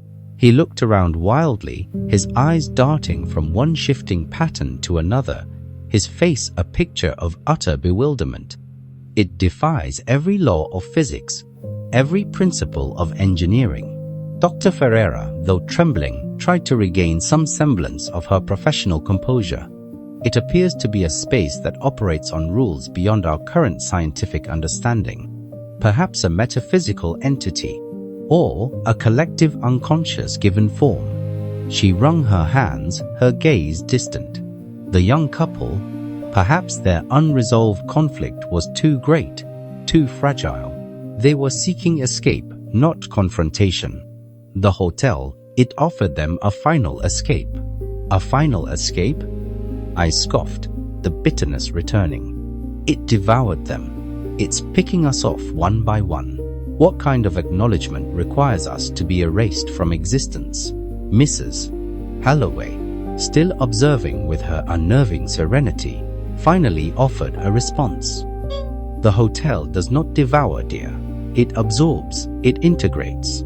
Those who are unwilling to face their own truth, who seek only to flee, they become part of the labyrinth. Their memories, their regrets, they feed it. They become the walls, the echoes, the shadows." She gestured vaguely at the shimmering patterns on the walls. "Look closely. Do you not see faces, whispers?"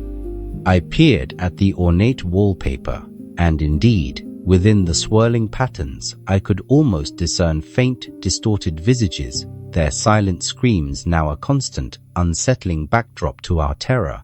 The hotel truly was built from the foundations of unspoken truths, from the bricks of regret and the mortar of what-ifs, and now from the very essence of its vanished guests. So, what's left for us? Adrian asked, his voice heavy with despair. To become part of the wallpaper, to feed this entity? No, Mrs. Holloway said softly, her eyes, though kind, holding an ancient determination. There is always a way out, but it is not a physical door. It is a path that must be forged from within. A path of truth. As she spoke, the ballroom began to dissolve, the jazz music fading into a low hum, the spectral figures flickering out of existence. The walls shimmered, and the marble floor gave way to polished wood. The air grew cooler, infused with the scent of old paper and leather. We found ourselves in a vast, cavernous library, its towering shelves reaching up into a gloom that swallowed the ceiling. This was Adrian's personal torment chamber, a fact that became immediately apparent. The shelves were crammed with books, millions of them, stretching in dizzying rows into the seemingly infinite distance. But these were not just any books. They were Adrian's books. Or rather, the books he had started, the research he had begun, the academic papers he had outlined, the personal journals he had intended to keep, the letters he had meant to write, all unfinished, abandoned, left to gather dust. The air in the library was thick with the scent of aging paper and forgotten ambition. The very shelves seemed to breathe, subtly rearranging themselves, opening new passages only to close others, creating a labyrinth within a labyrinth. As we walked deeper into the echoing silence, the books on the shelves began to glow faintly, their spines whispering his name, their titles flashing with accusatory phrases, the history of unfulfilled promises, the geography of missed opportunities, the archaeology of regret. Adrian stopped dead, his eyes wide with a dawning horror. He reached out to touch a book, its leather binding surprisingly warm beneath his fingertips. The Silent Treaty, a study of unspoken agreements. He pulled it from the shelf, his hand trembling. The pages within were blank.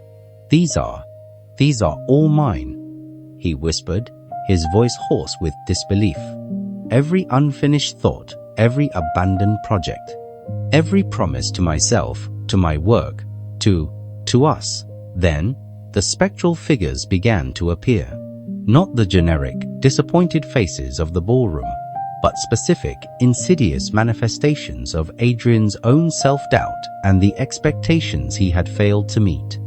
His old mentor, Professor Albright, appeared, his spectral form shaking his head slowly, a look of profound disappointment on his translucent face. A younger, more idealistic version of Adrian, clean-shaven and bright-eyed, stood beside him, clutching a first edition of his own, never written, magnum opus, his spectral gaze filled with bitter accusation. Adrian, the spectral mentor whispered, his voice echoing from the shelves. You were meant for greatness, but you let yourself get bogged down, lost in the minutiae. You lost sight of the bigger picture, of what truly mattered. You promised yourself, Adrian, the spectral younger Adrian accused, his voice a haunting echo of his own past enthusiasm. You promised you'd finish this. You promised you'd make a difference. But you chose distraction, avoidance. Adrian flinched, reeling from the onslaught of his own internalized critics. He dropped the blank book, and it landed on the polished floor with a soft thud, its pages still stubbornly empty. It's not true, he muttered, shaking his head. I tried. I always tried. No, you didn't, I countered, the words escaping before I could stop them. The hotel's oppressive atmosphere was amplifying my own frustrations, turning my thoughts into sharp, cutting pronouncements. You buried yourself in your work, Adrian. You used it as an excuse, an escape. You intellectualized everything, even your own feelings. especially your own feelings. He turned to me, his eyes blazing with a wounded fury. And what about you, Elise? You retreated into your art. You built walls around yourself so high I couldn't even see over them. You wouldn't talk about it. You just shut down. You painted your pain, but you never spoke it. How was I supposed to know what you needed when you refused to give me any indication? I was grieving, Adrian, I retorted, my voice rising to match his, the library's echoes turning our argument into a deafening roar. I was broken. I needed you to see that, to reach through the silence, to just be there, not to blame me for my coping mechanism, just as you used yours. But your silence was a weapon, Elise, he cried, his voice cracking. It pushed me away. It made me feel like I was diseased, toxic. I thought I was protecting you by retreating, by giving you space. I thought I had broken you and that my presence would only make it worse. The library shuddered, the shelves swaying precariously, books tumbling to the floor with a soft, papery avalanche.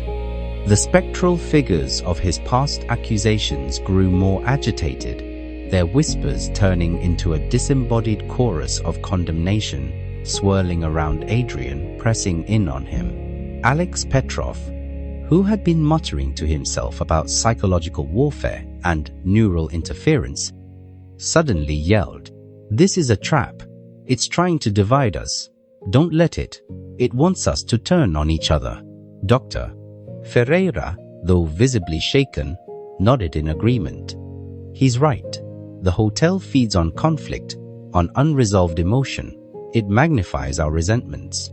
We must resist the urge to accuse, to blame. But the words, once unleashed, were like wild horses stampeding through the fragile truce we had tried to forge. The hotel was a master puppeteer, pulling at the strings of our deepest insecurities, our most profound regrets, forcing us to reenact the very patterns that had led to our undoing. Adrian, overwhelmed by the spectral accusations and my own pointed words, stumbled backward, clutching his head. The shelves around him began to rearrange with alarming speed, closing off pathways, trapping him in a tight, claustrophobic space. Books with titles like The Guilt of the Unseen and The Burden of Silence materialized around him, pressing in, their spines glowing with an eerie internal light. "Adrian!" I cried, a sudden surge of fear for him overriding my anger. "Adrian, come back. Don't let it isolate you." But the shifting shelves were too fast, too relentless. In a matter of seconds, Adrian was completely surrounded, hidden from view by towering walls of books, the spectral figures swirling around him, their silent accusations now a deafening internal roar only he could hear. I could hear his muffled cries, his desperate protests, swallowed by the suffocating embrace of his own unfulfilled promises. The hotel hummed, a low, triumphant thrum, as if it had successfully ensnared another victim in its intricate web of regret. I stood alone, surrounded by the vast, shifting labyrinth of Adrian's unwritten history, the echoes of our bitter argument still reverberating in the air, a chilling premonition of the isolation that awaited me. The terror was no longer abstract. It was a cold, lonely reality, and the hotel, with its insidious manipulations, was far from done. The library groaned, a sound that was both architectural and deeply organic, as if the very foundations of the Hotel Penumbra were in agony. The shelves, once stately and immutable, now writhed and buckled, consuming Adrian in a terrifying, relentless embrace. His muffled cries, choked by the suffocating weight of his own unfulfilled promises, were quickly swallowed by the cacophony of tumbling books and the hotel's triumphant, resonating hum. I stood frozen, my hand outstretched, a silent scream caught in my throat, utterly helpless as the man I had once loved, and now so bitterly resented, vanished behind a shifting wall of his own intellectual failures. "Adrian!" I shrieked, my voice raw, tearing through the sudden vacuum of sound that followed his disappearance. I lunged forward, clawing at the newly formed wall of books, my nails scraping against aged leather and brittle paper. "Adrian, answer me. Are you there?" There was no reply, only the low, satisfied thrum of the hotel, a sound that seemed to mock my desperation. The books, with their accusatory titles, now glowed with a faint, malevolent light, their spines forming an impenetrable barrier. The spectral figures of Adrian's mentor and his younger, idealistic self, which had been tormenting him moments before, now flickered out of existence, their purpose served. The hotel had separated us, driving a wedge not just between our bodies, but between our very realities. My heart hammered against my ribs, a frantic drumbeat against the silence. The anger that had fueled our argument, that had briefly overshadowed my fear, now dissolved into a cold, desolate terror. I was alone. Truly alone, in this monstrous, sentient labyrinth. Alex Petrov, who had been attempting to pry open a decorative grate in the library wall, dropped his tool with a clatter. His face, already gaunt, was now ghostly pale. They're taking us one by one," he stammered, his usual technological bravado completely gone. "This isn't a system I can hack. This is something else entirely." He backed away slowly, his eyes darting nervously around the shifting shelves, his paranoia reaching a fever pitch. "I need to find a way out, a real way out. There has to be a physical exit, a weak point. I'm not going to be assimilated." He turned and bolted, disappearing down a newly formed corridor, his frantic footsteps echoing for a moment, before they, too, faded into the hotel's pervasive hum. Dr. Ferreira, who had been observing the scene with a horrified clinical detachment, swayed slightly, her hand flying to her temple.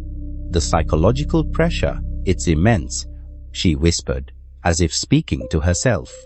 "The isolation, the personalized torment.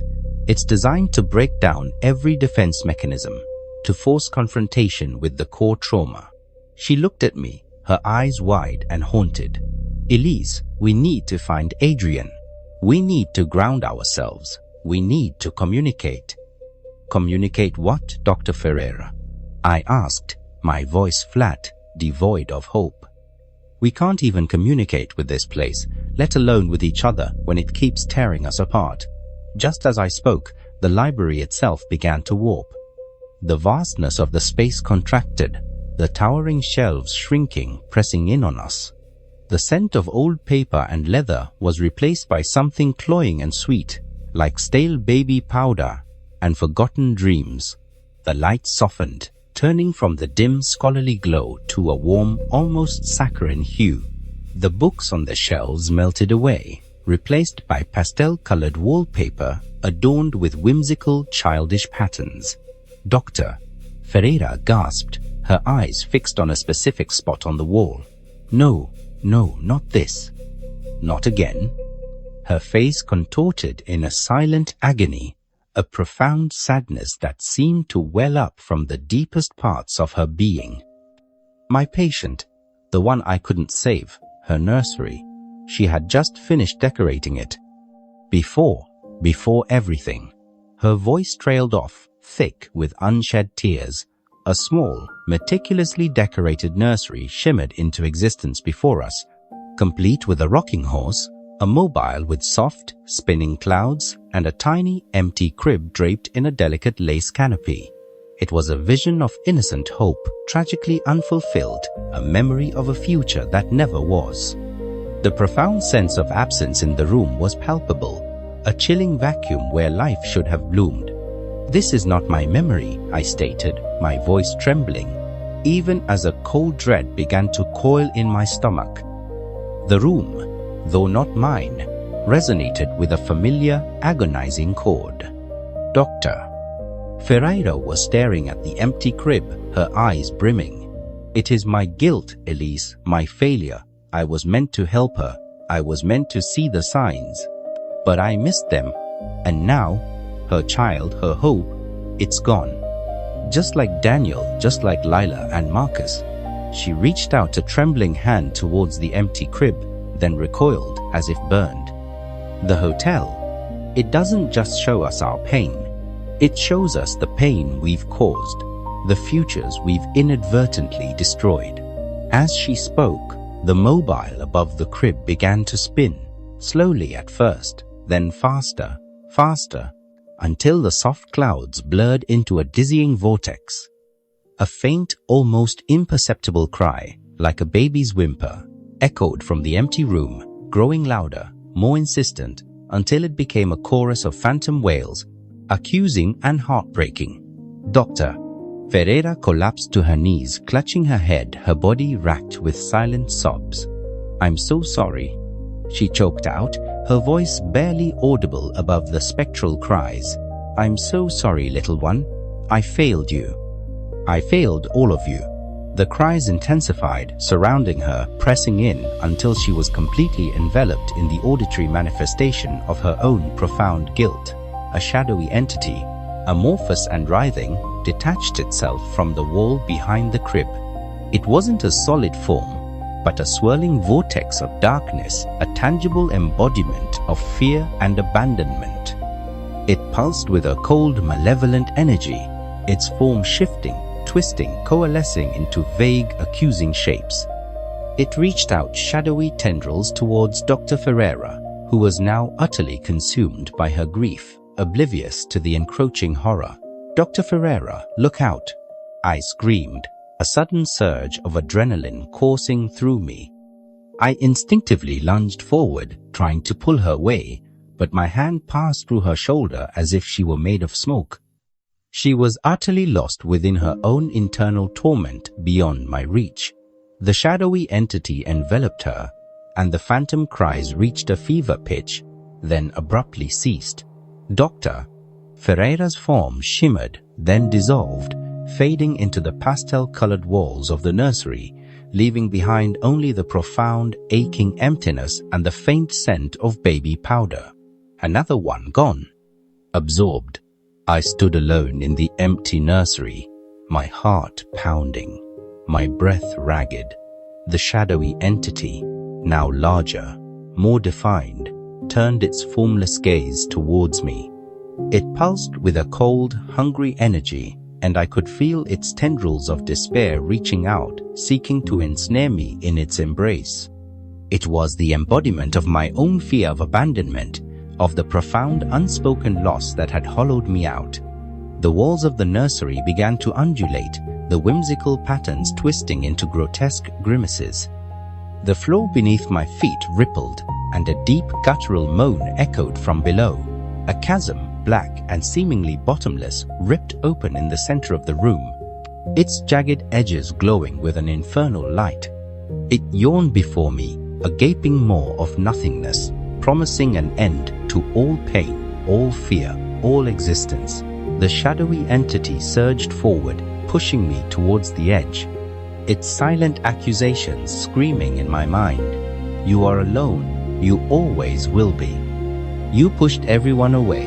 You are abandoned. You are nothing." I stumbled backward, my foot catching on the rocking horse, sending it clattering across the floor. I teetered on the brink, staring into the abyss, my mind reeling. The fear was overwhelming, paralyzing. I could feel the cold, upward draft from the chasm pulling at me, inviting me to surrender. But then, a flicker, a memory of Adrian's hand, reaching for mine in the lobby. A fleeting image of his face etched with the same pain as my own. A primal instinct for survival, for connection, ignited within me. I was not alone, not yet. No, I cried, finding a voice I didn't know I possessed. I pushed back against the shadowy entity, against the invisible tendrils of despair, summoning a reserves of strength I hadn't known I had. I scrambled away from the chasm, my hands scraping against the warped floor, my eyes fixed on the receding darkness. The nursery dissolved around me, the pastel walls melting into a swirling vortex of color and shadow. I was plunged into a dizzying, disorienting void, a maelstrom of fragmented memories and raw emotions. I was falling, tumbling through the very essence of the hotel, through the collective unconscious of its absorbed victims, a terrifying journey into the heart of the labyrinth. Then, just as quickly as it began, the descent ended. I landed hard on a cold, hard floor, my body aching, my head spinning. The air was thick with the scent of old wood and dust, and a faint metallic tang. I pushed myself up, my vision blurring, my senses overwhelmed. I was in what looked like an old, musty office. Stacks of papers teetered precariously on every surface.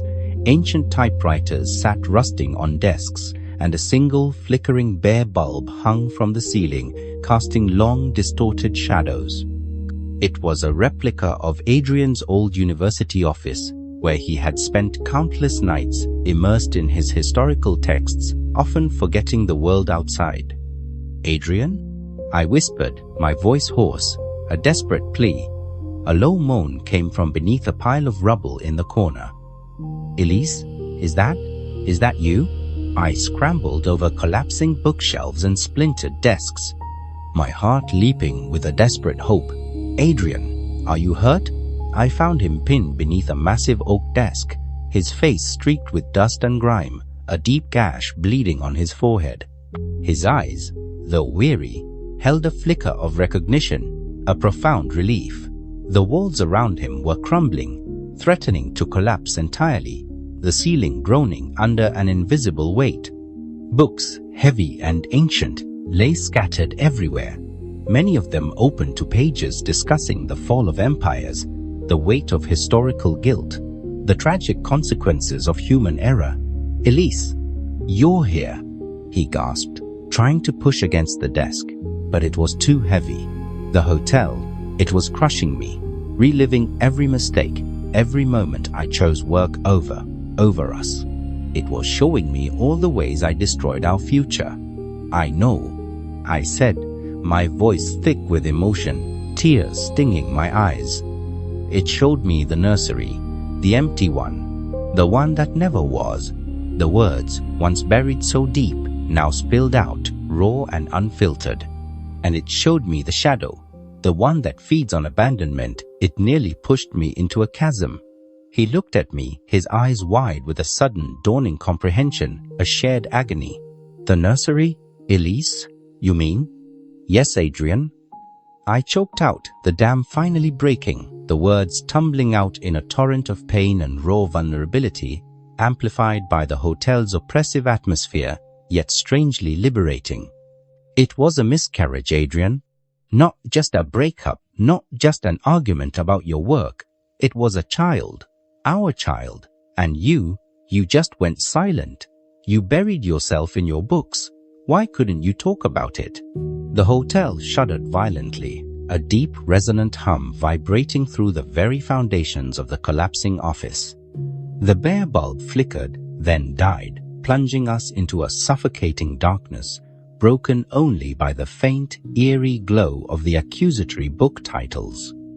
The walls groaned, the ceiling cracked, and the very air around us seemed to thicken, pressing down, feeding on the raw exposure, on the painful truth finally spoken aloud. Adrian, trapped beneath the desk, his face etched with a profound, agonizing guilt, stared at me, his eyes wide, reflecting not just the faint glow of the books, but the unbearable weight of a year's worth of unspoken sorrow. The truth, ugly and devastating, hung between us, a tangible thing, and the Hotel Penumbra, like a hungry beast, seemed to be gorging itself on every agonizing syllable. The bare bulb in Adrian's collapsing office flickered, then died, plunging us into a suffocating darkness broken only by the faint, eerie glow of the accusatory book titles scattered around him. The walls groaned, the ceiling cracked, and the very air around us seemed to thicken, pressing down, feeding on the raw exposure, on the painful truth finally spoken aloud.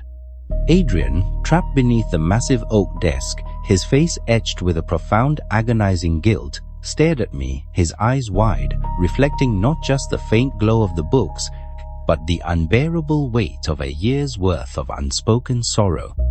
My own words, raw and ragged, hung between us, a tangible thing, and the Hotel Penumbra, like a hungry beast, seemed to gorge itself on every agonizing syllable. A miscarriage? Adrian whispered, the words catching in his throat, a sound of pure disbelief and crushing realization. He tried to push against the desk, a desperate, futile effort. Elise, you were pregnant. We lost a child? His voice was barely audible above the hotel's shuddering, a low, resonant thrum that vibrated through the very foundations of the collapsing office. Yes, Adrian, I cried, the tears finally, violently, breaking free, streaming down my dust-streaked face. Yes, our child, and you just went silent, you buried yourself in your books. You let me think I was alone in that grief, that you didn't care. The dam had truly broken, and a year's worth of suppressed pain, of silent accusations, of agonizing misunderstanding poured out of me. It was a torrent, uncontrollable and overwhelming. I was in the hospital, Adrian, alone, and when I came home, you were just gone. Physically present, yes, but emotionally, you were a ghost. You wouldn't talk about it. You wouldn't even look at me. His eyes, wide and bloodshot, were fixed on mine, a kaleidoscope of pain, shock, and a dawning, terrible understanding. I couldn't, he choked out, his voice hoarse, ragged. I couldn't, Elise. I blamed myself, completely. I thought it was my fault. My obsession with work, my emotional distance, my inability to be what you needed. I thought I had failed you so profoundly that I had caused it. The words hung in the air, heavy and suffocating, each syllable a nail hammered into the coffin of our past. The hotel, sensing the raw vulnerability, the profound mutual pain, responded with a terrifying intensity. The walls of the office began to crumble faster, not just collapsing, but dissolving, melting into a vortex of swirling memories, emotions, and distorted reflections. The very fabric of reality unraveled around us, the faint light from the accusatory books now swirling into a dizzying maelstrom. Adrian, still trapped, was forced to witness my agony, just as I was now forced to see his. The hotel was holding up a cruel, unflinching mirror to our shared trauma, magnifying every misstep, every unspoken fear. My fault? I repeated, a bitter laugh escaping my lips, a sound devoid of humor. Your fault? Adrian, you left me alone. I was drowning, and you just watched from the shore, buried in your guilt. I thought your silence meant you didn't care, that you didn't mourn our child as deeply as I did. I thought you were indifferent, and that indifference, it broke me. It hardened my heart against you, against everyone. No, never indifferent, he cried, finally finding a surge of strength, pushing against the desk, his face contorted in a desperate plea for me to understand. I was mourning, Elise, every single second, but I mourned in silence because I thought my grief would only add to yours. I thought I had already shattered you, and that my presence, my clumsy attempts at comfort, would only remind you of what I had taken away. I retreated to protect you from me, from my perceived toxicity. I thought if I just disappeared, you would heal faster. The office, now fully dissolved, was replaced by a series of shifting ethereal rooms, each one a meticulously reconstructed tableau from the weeks surrounding the miscarriage. The hotel, in its cruel, omniscient wisdom, was forcing us to relive the agonizing journey, step by painful step. First, we were in a sterile, brightly lit hospital waiting room. The air was thick with the scent of antiseptic and unspoken fear. Spectral figures of nurses and doctors glided silently past, their faces blurred, their expressions somber. I saw myself, a younger, more fragile version, hunched in a chair, my hands clasped tightly over my abdomen, my eyes red and swollen. And there was Adrian pacing restlessly in the corner, his back to me, his shoulders hunched, a distant, unreachable island of silent despair. Look, Adrian, I choked out, pointing a trembling finger at our spectral selves. You were there, but you weren't with me. I needed you to hold my hand, to just be there, truly there. He winced, his gaze fixed on his spectral counterpart. I couldn't face you, Elise. I couldn't face the pain in your eyes. I felt like a monster. Every time I looked at you, I saw the future we had lost, and I believed it was because of me. He finally managed to push the desk off him, stumbling to his feet, a fresh cut bleeding above his eyebrow, but his eyes were locked on the scene unfolding before us. I was terrified that if I touched you, if I spoke, I would only remind you of the loss of my failure. The scene shifted. We were in a doctor's office, the air heavy with a profound, somber silence. A spectral doctor, his face etched with professional sympathy, delivered the devastating news. My spectral self sat rigid, tears silently streaming down her face. Adrian's spectral self stood a few feet away, his back still turned, his hands shoved deep into his pockets, his body language screaming withdrawal. His words, they were like a death knell. I whispered, the memory still sharp, still raw. And you were already gone, already retreating into yourself. I heard every word, Elise, he insisted, his voice cracking with the agony of that memory. Every single word, and each one was a hammer blow driving me deeper into the conviction that I was unworthy, that I had failed you, that I had failed us. I couldn't speak because I couldn't find the words to express a grief that felt entirely self-inflicted. The room blurred, morphing into the interior of our car, the silent drive home from the hospital. The landscape outside the windows was a blur of featureless grey. My spectral self stared blankly out the passenger window, a single tear tracking a path down her cheek. Adrian's spectral self gripped the steering wheel, his knuckles white, his jaw clenched, his eyes fixed on the road, a chasm of silence between them. The silence, Adrian, I whispered, my voice thick with emotion. It was deafening. It was worse than any argument. It was the sound of us breaking apart. I wanted to scream, Elise, he confessed, his voice choked with anguish. I wanted to pull over, to hold you, to tell you how sorry I was, how much I loved you, how much I hurt, but the words, they were stuck. Trapped behind a wall of guilt so immense I couldn't breathe. I thought any words I spoke would be hollow, meaningless, because I was the cause of your pain. He reached out, tentatively, as if to touch my spectral self. But his hand passed through the shimmering image. The hotel threw more illusions at us. Phantom cries of a baby, faint and heartbreaking, echoing from the swirling mists that now permeated the space. Distorted reflections of our grief-stricken faces appeared on the illusory surfaces, twisting our sorrow into grotesque caricatures. But this time, something was different. We were facing them together. Adrian, though still reeling from his own revelations, was no longer retreating. He stood beside me, his hand now finding mine, a fragile, desperate connection forged in the crucible of our shared pain. I interpreted your silence as indifference, Adrian. I confessed, my voice barely a whisper, the last vestiges of my hardened heart beginning to melt under the heat of our shared truth.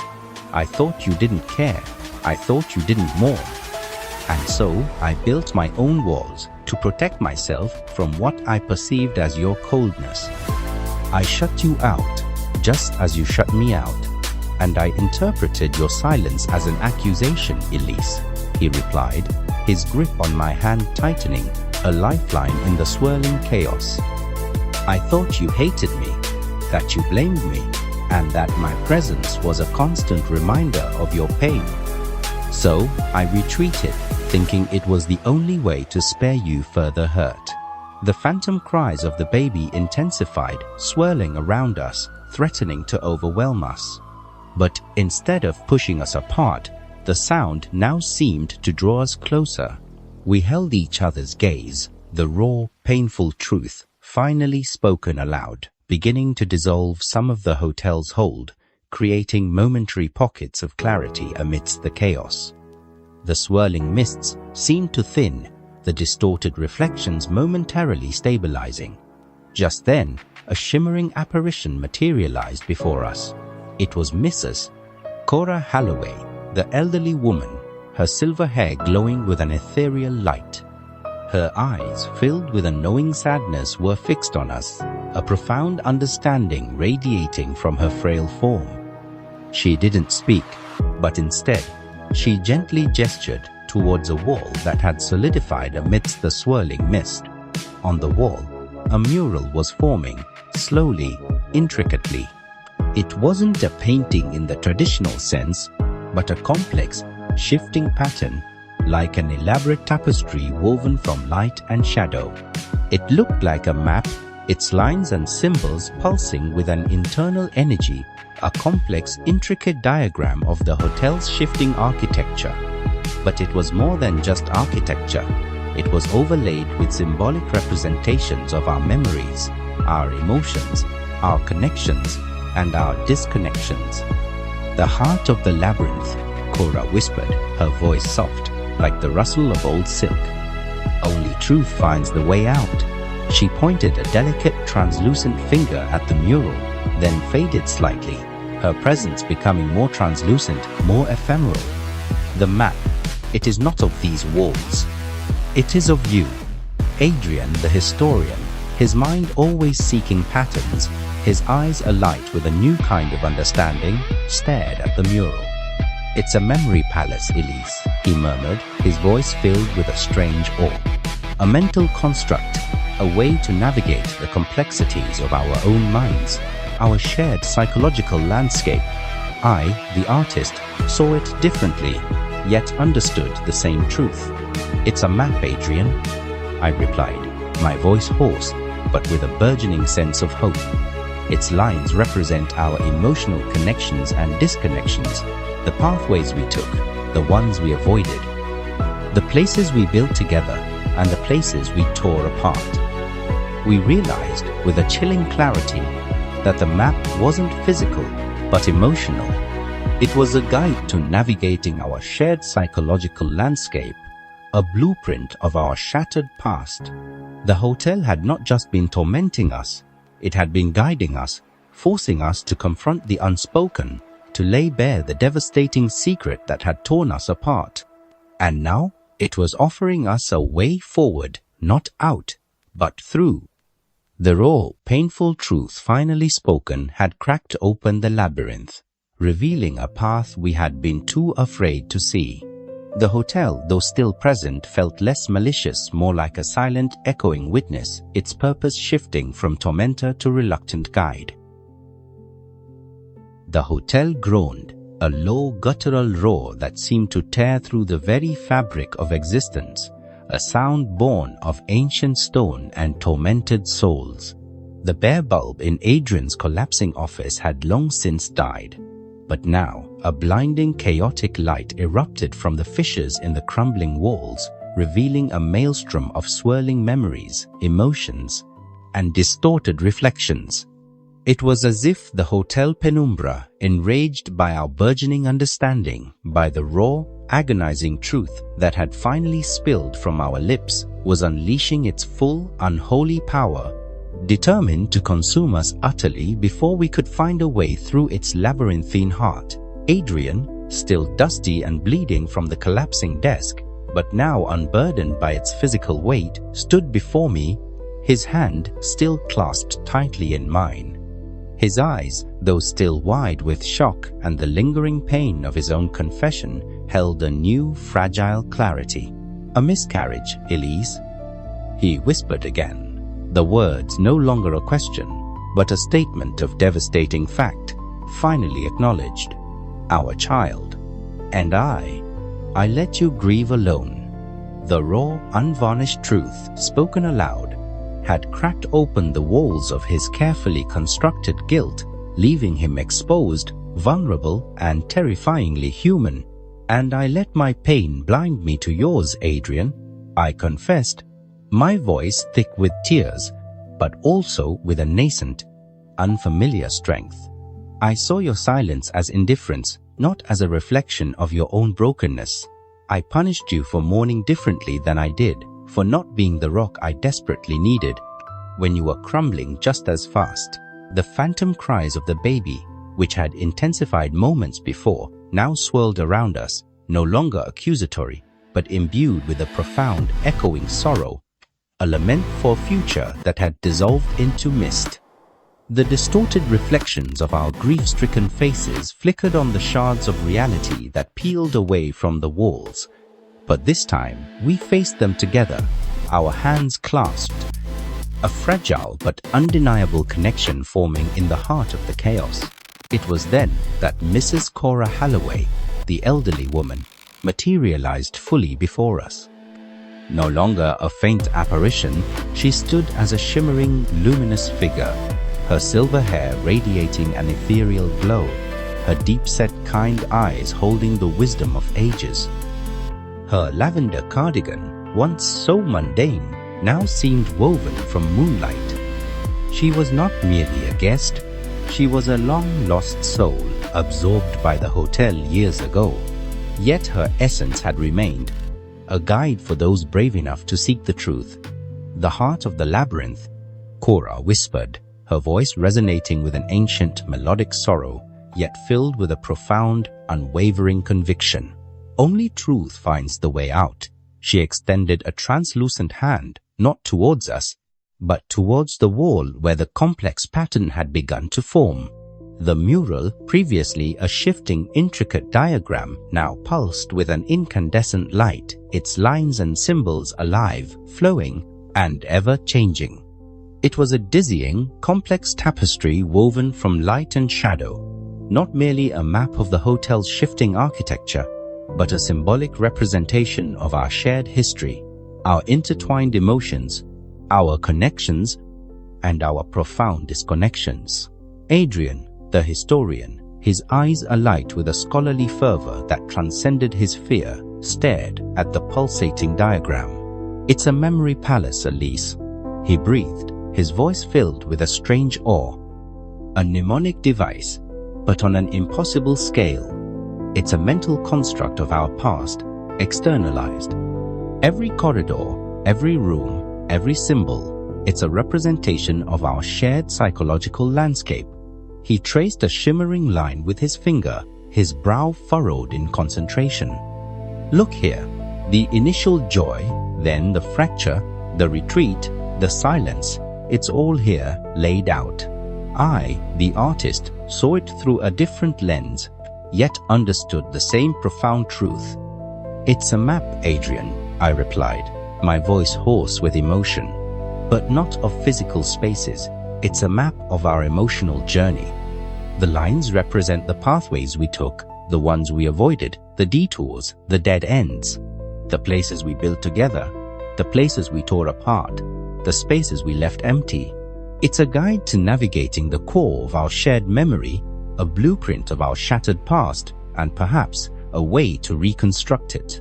We realized with a chilling clarity that the map wasn't physical, but deeply, intricately emotional. It was a guide to navigating our shared psychological landscape, a blueprint of our shattered past. The hotel had not just been tormenting us, it had been guiding us, forcing us to confront the unspoken, to lay bare the devastating secret that had torn us apart. And now it was offering us a way forward, not out, but through. The raw, painful truth, finally spoken, had cracked open the labyrinth, revealing a path we had been too afraid to see. The hotel, though still present, felt less malicious, more like a silent, echoing witness, its purpose shifting from tormentor to reluctant guide. But the Hotel Penumbra was not yet ready to release us. The chaos intensified, the light from the crumbling walls now coalescing into a single, terrifying point of focus. From the swirling vortex of memories and emotions, from the very heart of our buried fears and unspoken grief, a monstrous, amorphous shadow creature began to manifest. It rose from the chaos, a writhing, inky mass, formless yet impossibly vast, composed of all our buried fears, our accumulated regrets, and the crushing, unspoken grief of our lost child. It had no eyes, no mouth, yet it screamed. It screamed our accusations, our self-doubt, our deepest pains, not with sound, but with a visceral psychic force that ripped through our minds, tearing at the fragile truce we had just forged. It's everything we hid. Adrian gasped, his face paling further, his grip on my hand tightening to a painful degree. Every dark thought, every bitter word we never uttered, every moment of self-recrimination, the shadow creature swelled, its form pulsing with malevolent energy, its tendrils stretching toward us, seeking to pull us back into the abyss of our repressed suffering. Adrian, driven by a desperate need for atonement, by the overwhelming guilt that had consumed him for so long, let go of my hand. "No," he cried, his voice raw with defiance. "You won't take us. You won't win." He lunged forward, a futile, desperate attempt to physically fight the amorphous horror, his fists flailing against the formless mass as if he could punch away a year of unspoken pain. But it was like striking smoke, his blows passing harmlessly through its shifting form. The creature merely recoiled slightly, then surged forward again, its psychic screams intensifying, threatening to shatter his very will. "Adrian, no. It's immune to physical blows," I cried, pulling him back, my artistic intuition, my understanding of abstraction and symbolism, suddenly cutting through the terror with crystalline clarity. I saw the creature not as an external enemy, but as a manifestation of our internal landscape. It's us, Adrian. It's what we let fester. It's our unspoken grief, our unspoken words, our mutual blame. You can't fight it with your fists. You have to face it with your heart. He turned to me, his eyes wide, lost, and utterly defeated. "But how, Elise? How do you face something so monstrous? How do you fight yourself?" "You don't fight it," I whispered, pulling him closer, my hands finding his face, forcing his gaze to meet mine. Tears streamed down my face, but they were no longer just tears of sorrow. They were tears of understanding, of release, of a profound, agonizing connection finally re-established. "You acknowledge it. You speak the truth that created it. You let it go." I looked into his eyes, truly looked past the guilt, past the pain, past the year of silence, and saw the raw, vulnerable man I had once loved, the man who had been just as broken as I was. "I'm so sorry, Adrian," I whispered, my voice choked with emotion. "For everything. For not seeing your pain, for not understanding your silence, for letting my own grief consume me so completely that I couldn't reach for you. For letting you think you were alone in this, that you were solely to blame. It wasn't your fault, Adrian. It was our loss. And I was wrong to close you out, to harden my heart against you." His eyes filled with tears met mine, and in their depth, I saw a flicker of the man I knew, finally free from the suffocating weight of his perceived toxicity. "And I'm so sorry, Elise," he replied, his voice a ragged whisper, his own tears now flowing freely, "for not being there, for not talking, for letting you think you were alone in your darkest hour, for believing my silence would protect you when all it did was push you further away, for letting my guilt consume me instead of finding a way to share our grief. I was a coward, Elise. And I am so sorry." We embraced then, a broken, desperate but profoundly genuine connection forming between us. It was not a romantic embrace, not yet. It was something deeper, more fundamental. It was the embrace of two souls battered and scarred by shared trauma, finally finding solace in mutual vulnerability, in the raw, aching truth of their connection. As our bodies met, as our tears mingled, as our confessions echoed in the chaotic space, the shadow creature recoiled. Its monstrous form flickered, its psychic screams diminishing, its inky mass shrinking, as if deprived of its very sustenance. The hotel itself groaned, a deep, shuddering sigh that resonated through the crumbling walls. The chaotic light softened, the swirling memories momentarily stabilizing. The power of the Hotel Penumbra, which had seemed absolute, wavered, its hold on reality momentarily loosened by the sheer force of our shared, unvarnished truth. Cora, the shimmering apparition, smiled, a faint, knowing curve of her lips, her form becoming slightly more solid, more radiant. She pointed again to the mural, which now seemed to glow with a steady internal light. "The map," she whispered, her voice stronger, clearer. "It is the way, not out, but through."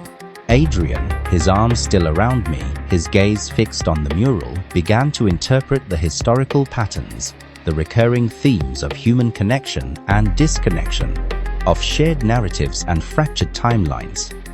I, the artist, translated the emotional symbolism, the colors and forms representing the ebb and flow of love, loss, and longing. The map revealed the only exit was not a physical door, not a hidden passage, but a pathway through the core of their shared memory, a reconciliation of their past, not by forgetting it, but by re-experiencing it, together with new eyes and open hearts. The path became clear. It was a sequence of rooms, each representing a pivotal moment in their relationship, but this time they must revisit them together, speaking the truths they once buried.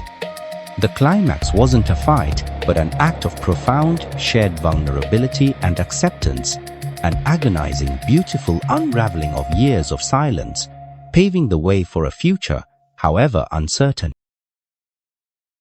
The Hotel Penumbra, which moments ago had throbbed with the raw, untamed fury of our unspoken grief, now sighed. It was a long, slow exhalation, a sound that resonated deep within the ancient stone and through the very marrow of our bones. The monstrous shadow creature, an amorphous embodiment of our buried fears and shared sorrow, flickered, its inky mass shrinking, recoiling from the blinding light of our confessions, from the searing heat of truth finally spoken aloud.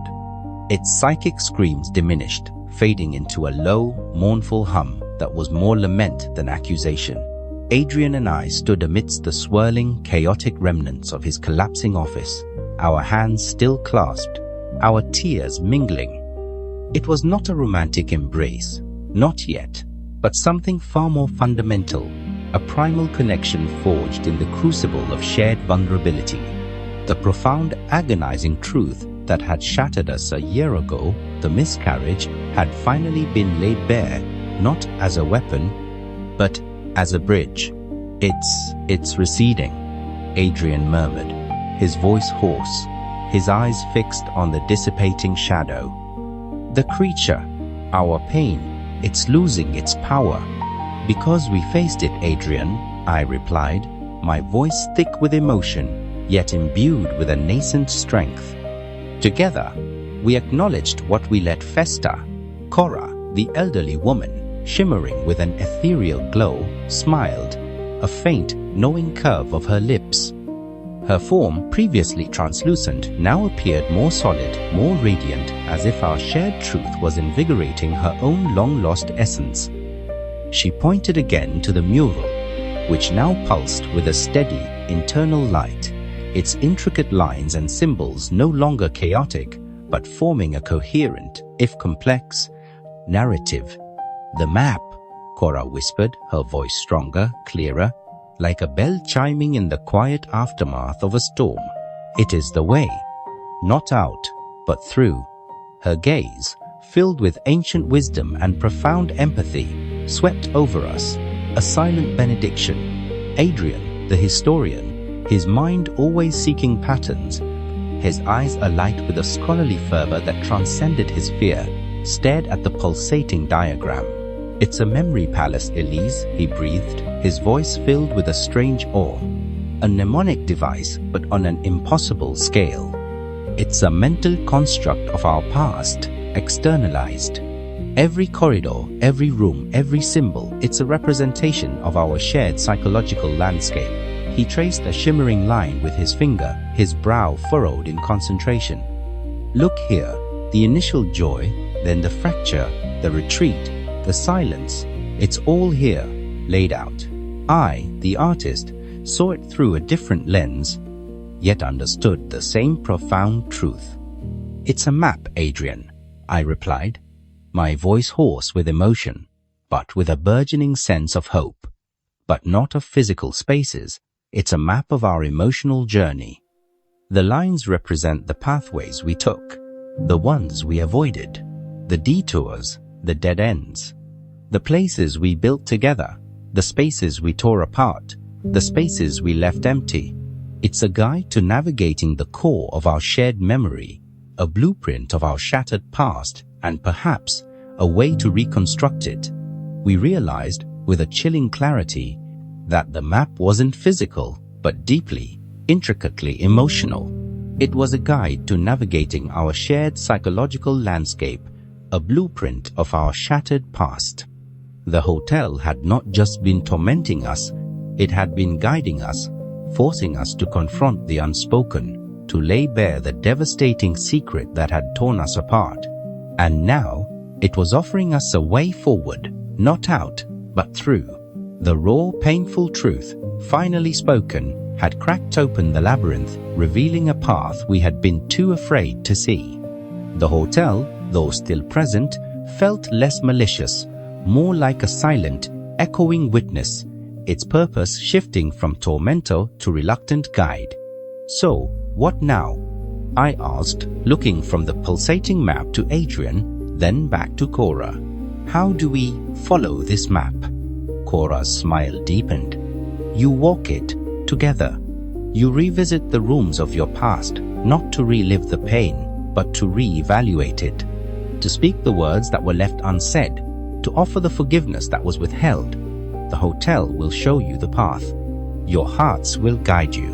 With a final gentle nod, her shimmering form grew more translucent, then dissolved completely, leaving only a lingering scent of lavender and the faint whisper of hope. Adrian squeezed my hand. "Are you ready, Elise, to walk through all of it again?" I looked at the swirling complex beauty of the map, at the lines that represented our shattered history, and then at Adrian, his face still streaked with dust and tears, but his eyes now holding a fragile determination. "I don't know if I'm ready, Adrian, but I know I can't do it alone. Not anymore." He nodded, a silent promise. "Then we walk it together." The hotel, now a benevolent, if still eerie, entity, responded to our decision. The crumbling office walls solidified, then shimmered, melting away not into chaos, but into a coherent, familiar space.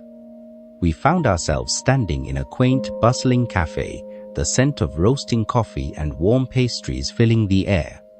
It was a perfect, almost impossibly vibrant recreation of the daily grind, the small sunlit cafe where we had first met 7 years ago. The clatter of cups, the murmur of conversations, the soft strains of an indie folk song playing in the background. It was all there, vivid and alive. Spectral figures of patrons, their faces clear and cheerful, moved around us, their laughter light and unburdened. "The daily grind," Adrian breathed, a faint smile touching his lips. "Do you remember what you ordered?" I looked around, a wave of nostalgia, sweet and sharp, washing over me. A black coffee, no sugar, and a blueberry scone. "You spilled half of yours when you tried to impress me with a story about ancient Mesopotamian agricultural practices." He chuckled, a genuine warm sound that I hadn't heard in years. "And you pretended to be fascinated, even though your eyes were clearly glazing over. I thought you were the most intriguing woman I'd ever met.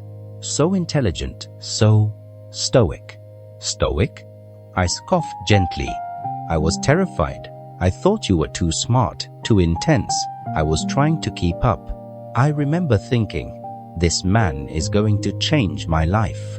"And you did," he said, his voice soft, his gaze meeting mine.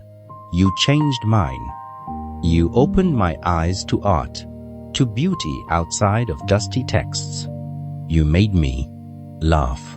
We walked through the spectral cafe, revisiting the table where we sat, the window where the afternoon sun had streamed in, illuminating the dust motes dancing in the air.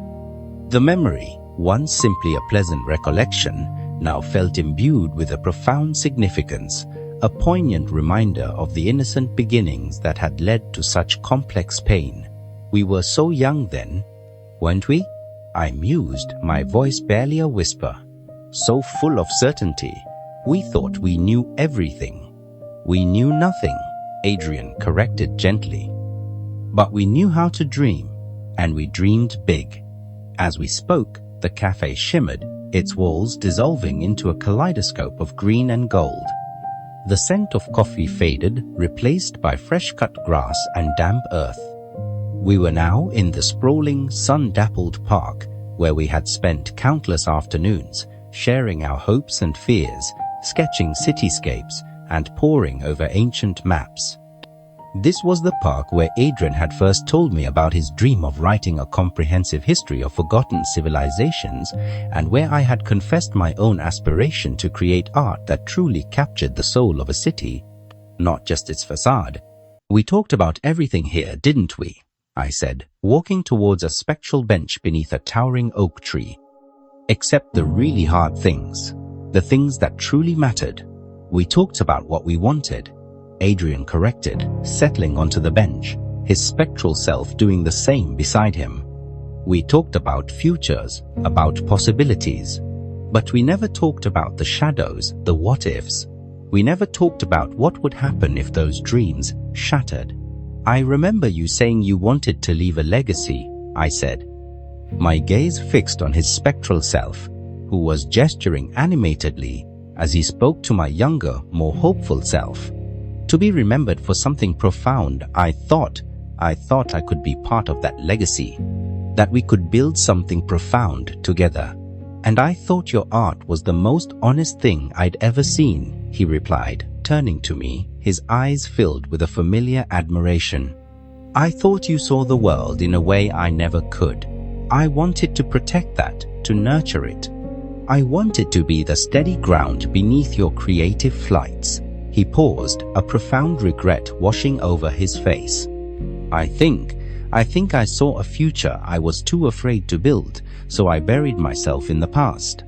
And I think I saw your strength, Elise, and mistakenly thought you didn't need mine. The park began to fade, its vibrant greens and golds melting into the muted tones of a familiar, yet unsettlingly stark, apartment. The air grew heavy, thick with unresolved tension. This was our old apartment, the scene of our last devastating argument before the miscarriage, before the silence. The furniture was askew, a vase lay shattered on the floor, and the faint, acrid smell of burnt toast lingered, a mundane detail that only amplified the raw pain of the memory. Our spectral selves stood in the middle of the living room, frozen in a tableau of bitter accusation. My spectral self, her arms crossed, her face tight with anger. Adrian's spectral self, his back to her, a familiar posture of retreat. This was it, wasn't it? I whispered, my voice trembling. The last time we truly spoke before everything went silent. I was so angry then, Elise, Adrian confessed, his gaze fixed on his spectral counterpart. But underneath, I was terrified. Terrified of losing you, of losing us. I didn't know how to articulate it, so I lashed out. I accused you of being too detached, too focused on your art. And I was hurt, Adrian. I replied, my own eyes on my spectral self, so deeply hurt that I lashed out too. I accused you of being emotionally unavailable, of caring more about your books than about me. I told you I felt invisible. I took a deep breath, the stale air of the memory filling my lungs.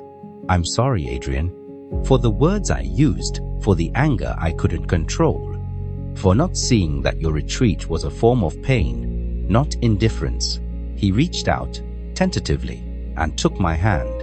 And I'm sorry, Elise, for not seeing you, truly seeing you, in that moment, for not fighting for you, for us, when we needed it most, for letting my own fear and guilt turn me away instead of drawing me closer. As we spoke, the spectral figures in the apartment softened, their angry postures relaxing, their faces losing their sharpness. The shattered vase on the floor seemed to mend itself, the burnt toast smell dissipated. The hotel hummed, a gentle, almost benevolent sound, as if acknowledging our shared catharsis. The apartment shimmered, dissolving into a soft, warm light. The air filled with the faint, sweet scent of baby powder. But this time, it was not cloying or sad. It was comforting, peaceful. We found ourselves in a nursery, meticulously decorated but not empty. It was bathed in soft, warm light, the walls adorned with gentle, whimsical murals of sleeping animals and twinkling stars. A wooden rocking horse stood quietly in the corner, and a mobile with soft spinning clouds drifted gently above a small, beautifully crafted crib. This time, the crib was not empty. A faint, ethereal glow emanated from within, a soft, shimmering light that pulsed with a quiet, profound presence. It was not a physical child, but the essence of the child we had lost, bathed in a gentle, accepting light. The phantom cries which had tormented us earlier were gone, replaced by a profound, comforting silence. "It's peaceful here now," I whispered, my voice thick with unshed tears, but these were tears of release, not despair. Adrian reached out, his hand trembling, and gently touched the shimmering light in the crib. "We never got to say goodbye, did we?" he murmured, his voice choked with emotion. "We never got to mourn together." "We can now, Adrian," I replied, stepping closer, resting my head on his shoulder. "We can mourn now. Together." We stood there, side by side, in the gentle, ethereal glow of the nursery, holding each other, our hearts aching, but slowly, miraculously, beginning to heal.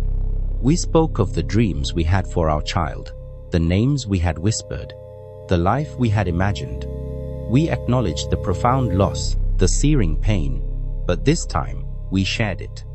We wept for the future that never was, but in our shared sorrow we found a fragile, nascent peace. "Our little one," Adrian whispered, his voice thick. "Always a part of us, always loved." "Always," I echoed, squeezing his hand. The hotel, a silent, echoing witness, seemed to hold its breath. The walls of the nursery, instead of trapping us, now seemed to embrace us, offering solace and comfort. The spectre of Cora appeared briefly in the doorway, a faint, smiling visage, nodding to us before fading completely. Her purpose too was fulfilled. We had found a path through the heart of our shared memory, not by erasing the pain, but by embracing it together. The labyrinth was still around us, but its malevolence had softened, its grip loosened. We were still broken, but now we were healing. One shared memory, one whispered truth, one tear at a time. The exit was not yet in sight, but the path, illuminated by our fragile peace, felt. The gentle, ethereal glow of the nursery, where Adrian and I had finally, truly mourned our lost child, was a fragile cocoon of peace amidst the Hotel Penumbra's ever-present hum. We stood, holding each other, our tears mingling, a silent testament to a truth long buried and now, agonizingly, unearthed. The phantom cries of the baby had ceased, replaced by a profound, comforting silence, as if the very air understood the sanctity of our shared sorrow. Our hands, clasped together, felt less like a desperate lifeline and more like a nascent bridge, spanning the chasm of a year's worth of misunderstanding and pain. But the Hotel Penumbra, in its insidious wisdom, was not yet ready to release us into the quiet solace of healing. It was a place that fed on unresolved emotions, and while our confessions had momentarily weakened its hold, they had also exposed the raw, beating heart of our trauma. It was as if the hotel sensed our burgeoning understanding, our fragile truce, and recoiled from it, then lashed out with renewed, furious intensity. The soft, warm light of the nursery began to flicker, then pulse erratically, casting long, dancing shadows that writhed and stretched like spectral limbs. The whimsical murals of sleeping animals on the walls twisted into grotesque grimaces, their painted eyes seeming to follow our every move. The comforting scent of baby powder curdled, replaced by the metallic tang of ozone and a faint, acrid smell of burning. The very air grew heavy, thick with a malevolent presence pressing down on us, threatening to suffocate the fragile hope that had just begun to bloom. The walls around us began to groan, a deep, guttural sound that vibrated in our bones, no longer a sigh of understanding, but a roar of pure, unadulterated rage. The plaster cracked, revealing not brick or stone beneath, but a swirling vortex of memories, emotions, and distorted reflections. It was a maelstrom of our past, of every bitter word, every unspoken fear, every shattered dream, all swirling together in a dizzying, terrifying chaos. The very fabric of reality around us unraveled, dissolving into a kaleidoscopic nightmare. Adrian tightened his grip on my hand, his knuckles white. It's fighting back," he murmured, his voice strained, his eyes wide with a mixture of terror and a strange, almost defiant resolve. "It senses our connection, Elise. It doesn't want us to find peace." "It's losing its power, Adrian," I insisted, though my own voice trembled. "It's a cornered animal. We've touched the truth, and it can't stand it." Just then, a shimmering, incandescent figure materialized before us, cutting through the swirling chaos. It was Mrs. Cora Holloway, but no longer the frail, kind elderly woman. She stood tall and radiant, her silver hair flowing around her like a halo, her lavender cardigan now woven from pure, shimmering light. Her eyes, deep-set and ancient, held a profound cosmic sadness, yet burned with an unwavering inner light. She was not just a guest, not just a guide. She was a long-lost soul, absorbed by the hotel decades ago, her essence woven into its very fabric, a silent guardian waiting for the moment of truth. "The heart of the labyrinth," Cora whispered, her voice resonating with an ancient, melodic sorrow, yet filled with a profound, unwavering conviction. Her voice, though soft, cut through the hotel's roar, reaching us with crystalline clarity. "Only truth finds the way out." She extended a translucent hand, not towards us, but towards the swirling vortex that had replaced the nursery walls. From the chaos, a focal point emerged, solidifying into a pulsing, intricate diagram on a wall that had just solidified from the maelstrom. It was the mural, but now it was alive, a complex tapestry woven from light and shadow, its lines and symbols flowing and shifting like liquid gold. It was a dizzying, impossibly detailed map, not of physical spaces, but of our shared history, our intertwined emotions, our connections, and our profound disconnections. Adrian, the historian, his eyes alight with a scholarly fervor that transcended his fear, stared at the pulsating diagram. "It's a memory palace, Elise," he breathed, his voice filled with a strange awe, his mind already beginning to categorize, to analyze the complex patterns. A mnemonic device, but on an impossible scale. It's a mental construct of our past, externalized. Every corridor, every room, every symbol, it's a representation of our shared psychological landscape. He traced a shimmering line with his finger, his brow furrowed in concentration. "Look here, the initial joy, then the fracture, the retreat, the silence. It's all here, laid out. The architecture of our relationship in its full agonizing detail. I, the artist, saw it through a different lens, yet understood the same profound truth." "It's a map, Adrian," I replied, my voice hoarse with emotion, but with a burgeoning sense of hope. "But not of physical spaces. It's a map of our emotional journey. The lines represent the pathways we took, the ones we avoided, The detours, the dead ends, the places we built together, the spaces we tore apart, the spaces we left empty. It's a guide to navigating the core of our shared memory, a blueprint of our shattered past, and perhaps a way to reconstruct it. We realized with a chilling clarity that the map wasn't physical, but deeply, intricately emotional. It was a guide to navigating our shared psychological landscape, a blueprint of our shattered past. The hotel had not just been tormenting us, it had been guiding us, forcing us to confront the unspoken, to lay bare the devastating secret that had torn us apart. And now, it was offering us a way forward, not out, but through. The raw, painful truth, finally spoken, had cracked open the labyrinth, revealing a path we had been too afraid to see. The hotel, though still present, felt less malicious, more like a silent, echoing witness, its purpose shifting from tormentor to reluctant guide. But the hotel had one last, desperate card to play. As we stood, mesmerized by the glowing map, the swirling vortex of memories behind us coalesced, solidifying into a single, monstrous entity. From the very heart of our buried fears, our accumulated regrets, and the crushing, unspoken grief of our lost child, the shadow creature rose again, larger, more terrifying, more defined than before. It was an amorphous, inky black mass, formless yet impossibly vast, a writhing vortex of pure despair. It had no eyes, no mouth, yet it screamed. It screamed our accusations, our self-doubt, our deepest pains, not with sound, but with a visceral, psychic force that ripped through our minds, tearing at the fragile truths we had just forged. It was the embodiment of every negative emotion we had suppressed, every bitter word left unsaid, every regret allowed to fester. It's everything we hid, Adrian gasped, his face paling further, his grip on my hand tightening.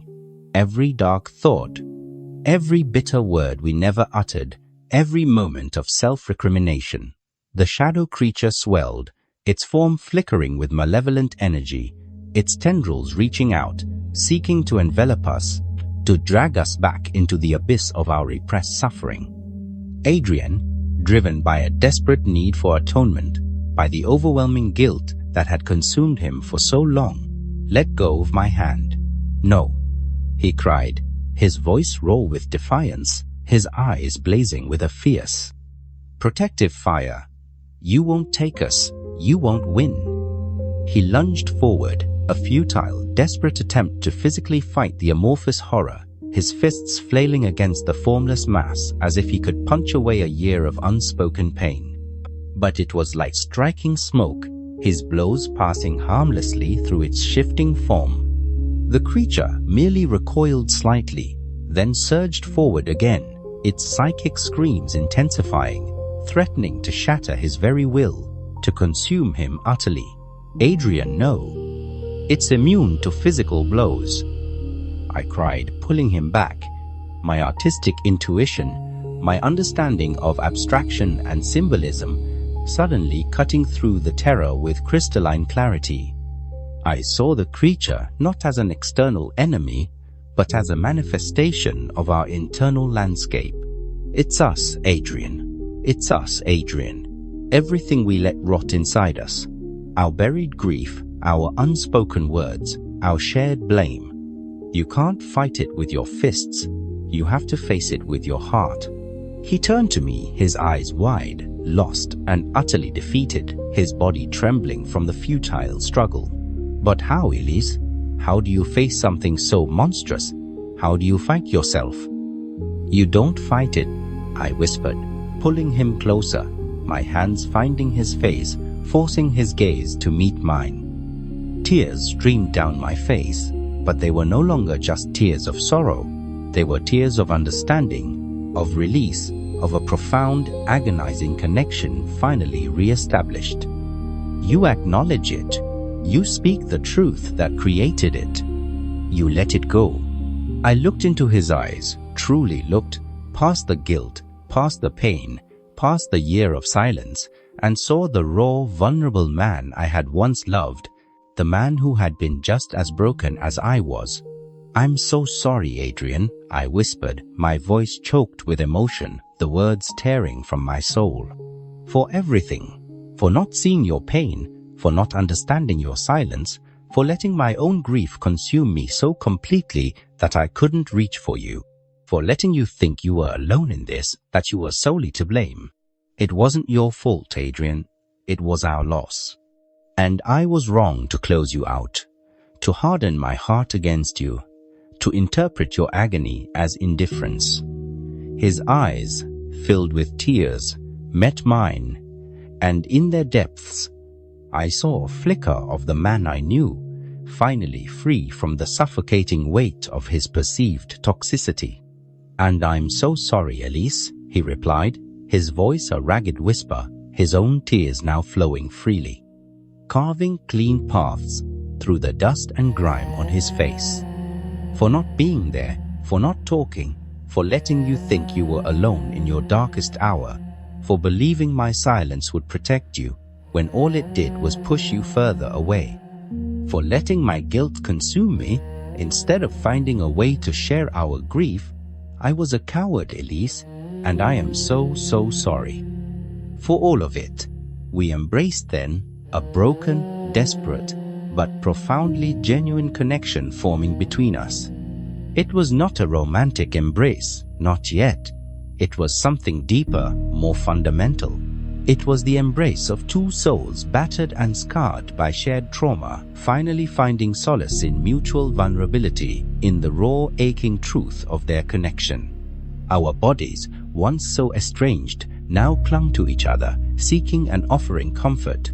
As our bodies met, as our tears mingled, as our confessions echoed in the chaotic space, the shadow creature recoiled. Its monstrous form flickered violently, its psychic screams diminishing to a faint, mournful whisper, its inky mass shrinking, as if deprived of its very sustenance, as if the light of our shared truth was burning it away. The hotel itself groaned, a deep, shuddering sigh that resonated through the crumbling walls, no longer in rage, but in a strange, almost defeated acquiescence. The chaotic light softened, the swirling memories momentarily stabilizing.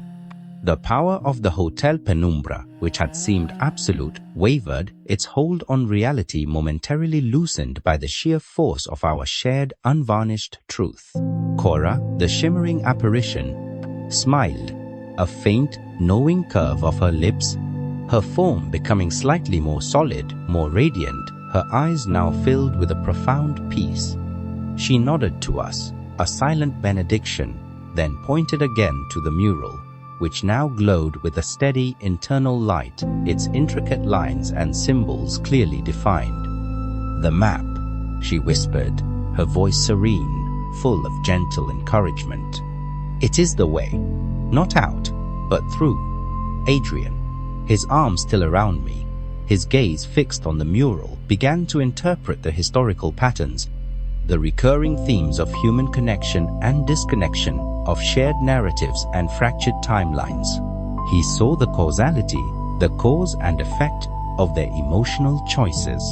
I, the artist, translated the emotional symbolism, the colors and forms representing the ebb and flow of love, loss and longing, the subtle shifts in perspective, the interplay of light and shadow in their shared story. The map revealed that the only exit was not a physical door, not a hidden passage, but a pathway through the core of their shared memory, a reconciliation of their past, not by erasing it, but by re-experiencing it together with new eyes and open hearts. The path became clear. It was a sequence of rooms, each representing a pivotal moment in their relationship, but this time they must revisit them together, speaking the truths they once buried, healing the wounds they had allowed to fester. The climax wasn't a fight, but an act of profound, shared vulnerability and acceptance, an agonizing, beautiful unraveling of years of silence, paving the way for a future, however uncertain, Cora's form began to shimmer, her light intensifying, then softly dimming. "My journey, it ends here," she whispered, her voice fading, filled with a quiet contentment. "Yours, it begins."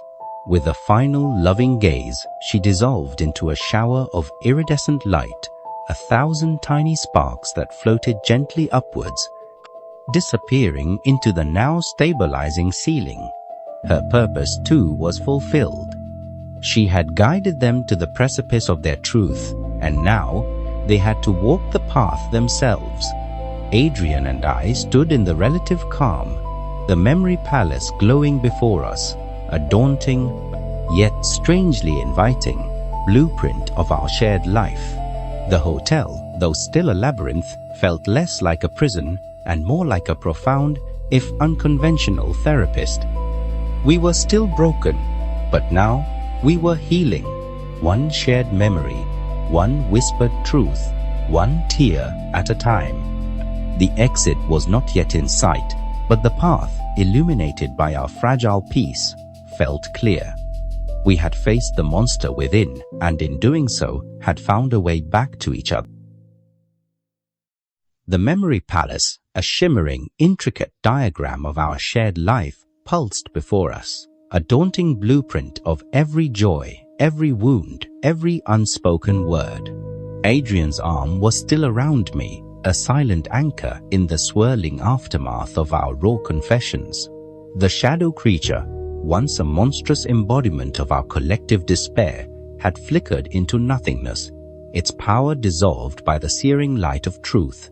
The Hotel Penumbra, though still vast and imposing, no longer thrummed with malice, but with a strange, almost expectant silence, as if holding its breath, waiting for our next step. It's overwhelming," I whispered, my voice hoarse, my eyes tracing the labyrinthine lines of the map. So many moments, so many places. Adrian squeezed my hand, his gaze fixed on the glowing mural. "But it's a path, Elise, a path we can walk. Together, this time." His voice, though still tinged with the weariness of profound revelation, held a quiet resolve I hadn't heard in years. "Cora said it's not about finding an exit, but finding our way through. A reconciliation of our past. And speaking the truths we once buried," I added, the words feeling both terrifying and liberating. "Are you ready for that, Adrian, to unearth every ghost?" He looked at me, his eyes, though red, rimmed, clear, and unwavering. "I have to be. We both do. What's the alternative? To remain trapped in this echo chamber of regret?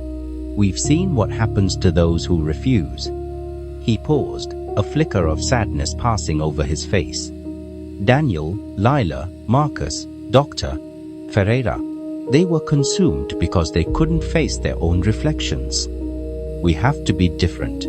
"Then let's begin," I said, taking a deep breath, the scent of ozone and old dust still clinging to the air, but now mingled with a faint, hopeful fragrance. Like rain on dry earth, where does it start?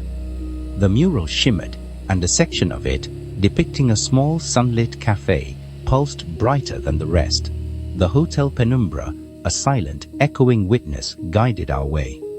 The walls around us dissolved, not into chaos, but into the warm, inviting embrace of the daily grind, the quaint cafe where our story had first truly begun. The air was thick with the comforting aroma of roasted coffee and warm pastries. The clatter of cups, the murmur of conversations, the soft strains of an indie folk song playing in the background. It was all there, vivid and alive, a perfect recreation. Spectral figures of patrons, their faces clear and cheerful, moved around us, their laughter light and unburdened. And there, at a small table by the window, sat our younger selves, radiant with the blush of new acquaintance. "You were wearing that ridiculous floral dress," Adrian said, a ghost of a smile touching his lips as he pointed to my spectral self, who was laughing at something his younger counterpart was saying, and I was trying to impress you with my knowledge of Neolithic pottery. It worked, you know, I confessed, a soft laugh escaping me. I found it charming and utterly baffling. I remember thinking, this man is going to complicate my meticulously organized life. We walked towards the table, our spectral selves oblivious to our presence, reliving that innocent first encounter. I remember thinking you were the most fiercely independent woman I'd ever met. Adrian continued, his voice soft. So self-contained, I was fascinated and a little intimidated. Intimidated? I scoffed gently. You, Mr. Historian, who could lecture for hours on the socio-economic impact of Byzantine tax reforms? Precisely, he affirmed. You had a way of seeing the world, Elise, through your art that was so visceral, so immediate. My world was all about the past, about patterns. You were about the now, about feeling. I envied that. He paused, his gaze growing distant. I think I fell in love with the way you made me feel alive, in a way my books never could. But I also became afraid of that aliveness, afraid of losing myself in it. And I fell in love with your quiet intensity, Adrian, I replied, my voice thick with emotion. With the way your mind worked, the depth of your passion for history, I thought you were my rock, my intellectual equal. But I also became afraid that your world of patterns and logic would eventually overshadow my messy, emotional one, that my feelings would be dismissed as irrational. We stood there, watching our younger selves, seeing the nascent fears and insecurities that even then lay beneath the surface of our budding affection. We brought our own shadows to the table, didn't we? I murmured. Always, Adrian agreed. But we also brought light. As we spoke, the cafe shimmered, its walls dissolving into a kaleidoscope of green and gold. The scent of coffee faded, replaced by fresh-cut grass and damp earth. We were now in the sprawling, sun-dappled park where we had spent countless afternoons, sharing our hopes and fears, sketching cityscapes and poring over ancient maps. This was the park where Adrian had first told me about his dream of writing a comprehensive history of forgotten civilizations, and where I had confessed my own aspiration to create art that truly captured the soul of a city, not just its facade. We found our spectral selves on a bench beneath a towering oak, Adrian gesturing animatedly, my younger self sketching in a notebook. I remember telling you about my grand vision for a multi-volume history, Adrian said, a rueful smile on his face, and how you looked at me with such belief, such uncomplicated hope. I believed in you, Adrian, I affirmed, my hand finding his again. I still do. I thought we would build our empires side by side. Your words, my images. And I thought your art was the most honest thing I'd ever seen, he replied, turning to me, his eyes filled with a familiar admiration, now tinged with understanding. I thought you saw the world in a way I never could. I wanted to protect that, to nurture it. I wanted to be the steady ground beneath your creative flights. But then, I got lost in my own ambition. I started seeing your art as a distraction from my work, rather than a parallel journey. I'm sorry, Elise. I'm sorry I let my own tunnel vision diminish your dreams. And I'm sorry, Adrian, I countered, my voice soft. I'm sorry I didn't push harder for my own space, for my own voice when your ambition began to overshadow mine. I retreated into my art, yes, but I also let it become a refuge, a place where I didn't have to confront the growing imbalance between us. I should have spoken up. I should have demanded to be seen, not just admired. The park began to fade, its vibrant greens and golds melting into the muted tones of a familiar, yet unsettlingly stark apartment. The air grew heavy, thick with unresolved tension. This was our old apartment, the scene of our last, devastating argument before the miscarriage, before the silence. The furniture was askew. A vase lay shattered on the floor, and the faint, acrid smell of burnt toast lingered. a mundane detail that only amplified the raw pain of the memory. Our spectral selves stood in the middle of the living room, frozen in a tableau of bitter accusation. My spectral self, her arms crossed, her face tight with anger. Adrian's spectral self, his back to her, a familiar posture of retreat. "This was it, wasn't it?" I whispered, my voice trembling. "The last time we truly spoke, before everything went silent." "I was so angry then, Elise," Adrian confessed, his gaze fixed on his spectral counterpart. "But underneath, I was terrified of losing you, of losing us. I didn't know how to articulate it, so I lashed out. I accused you of being too detached, too focused on your art. I said you cared more about your charcoal than about me." He winced, the memory clearly painful. "I'm so sorry, Elise. Those words were born of my own fear. I didn't mean them." "And I was hurt, Adrian," I replied, my own eyes on my spectral self, who was flinching from his words. "So deeply hurt that I lashed out too. I accused you of being emotionally unavailable, of caring more about your books than about me. I told you I felt invisible, and I meant it. You had retreated so far into your intellectual world, I felt like I was screaming into a void. I'm sorry, Adrian, for the harshness of my words, for the anger I couldn't control, for not seeing that your retreat was a form of pain, not indifference. I couldn't see past my own hurt." He reached out tentatively and took my hand. "And I'm sorry, Elise, for not seeing you, truly seeing you in that moment, for not fighting for you, for us when we needed it most, for letting my own fear and guilt turn me away instead of drawing me closer. I was so caught up in my own perceived failure, I couldn't reach for yours."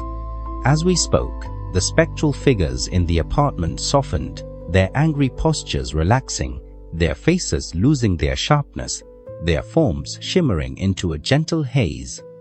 The shattered vase on the floor seemed to mend itself. The burnt toast smell dissipated. The hotel hummed, a gentle, almost benevolent sound, as if acknowledging our shared catharsis, our long overdue reconciliation of that pivotal, painful memory.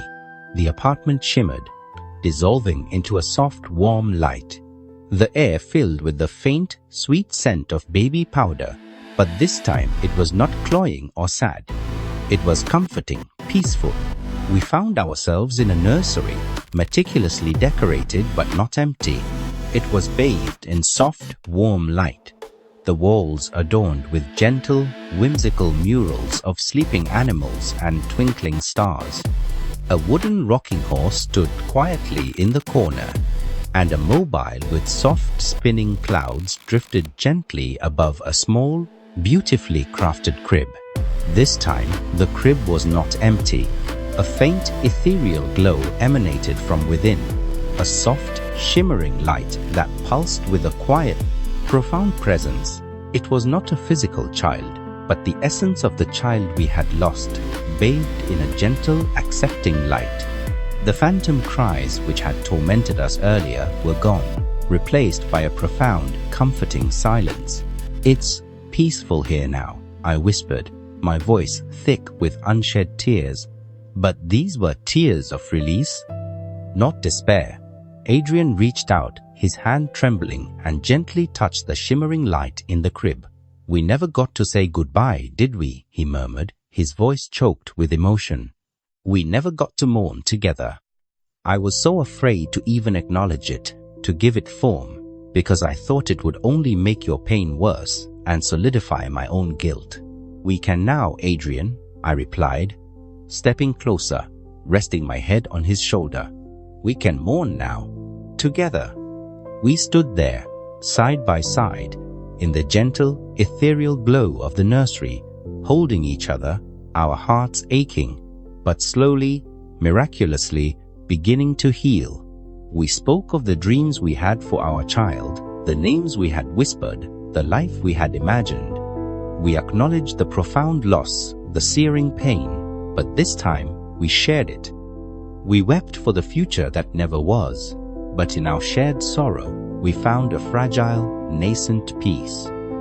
The hotel, a silent, echoing witness, seemed to hold its breath, its purpose fulfilled. "Our little one," Adrian whispered, his voice thick.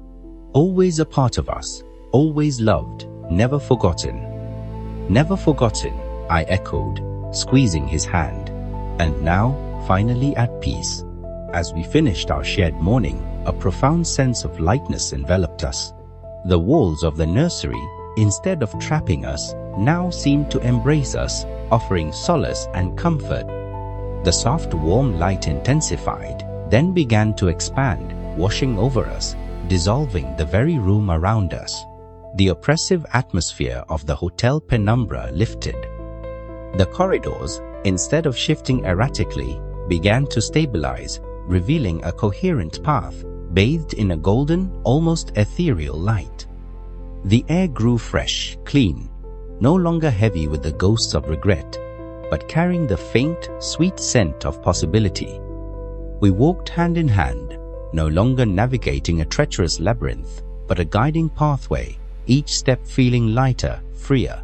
We found ourselves in a grand sunlit foyer, different from the sinister lobby we had entered.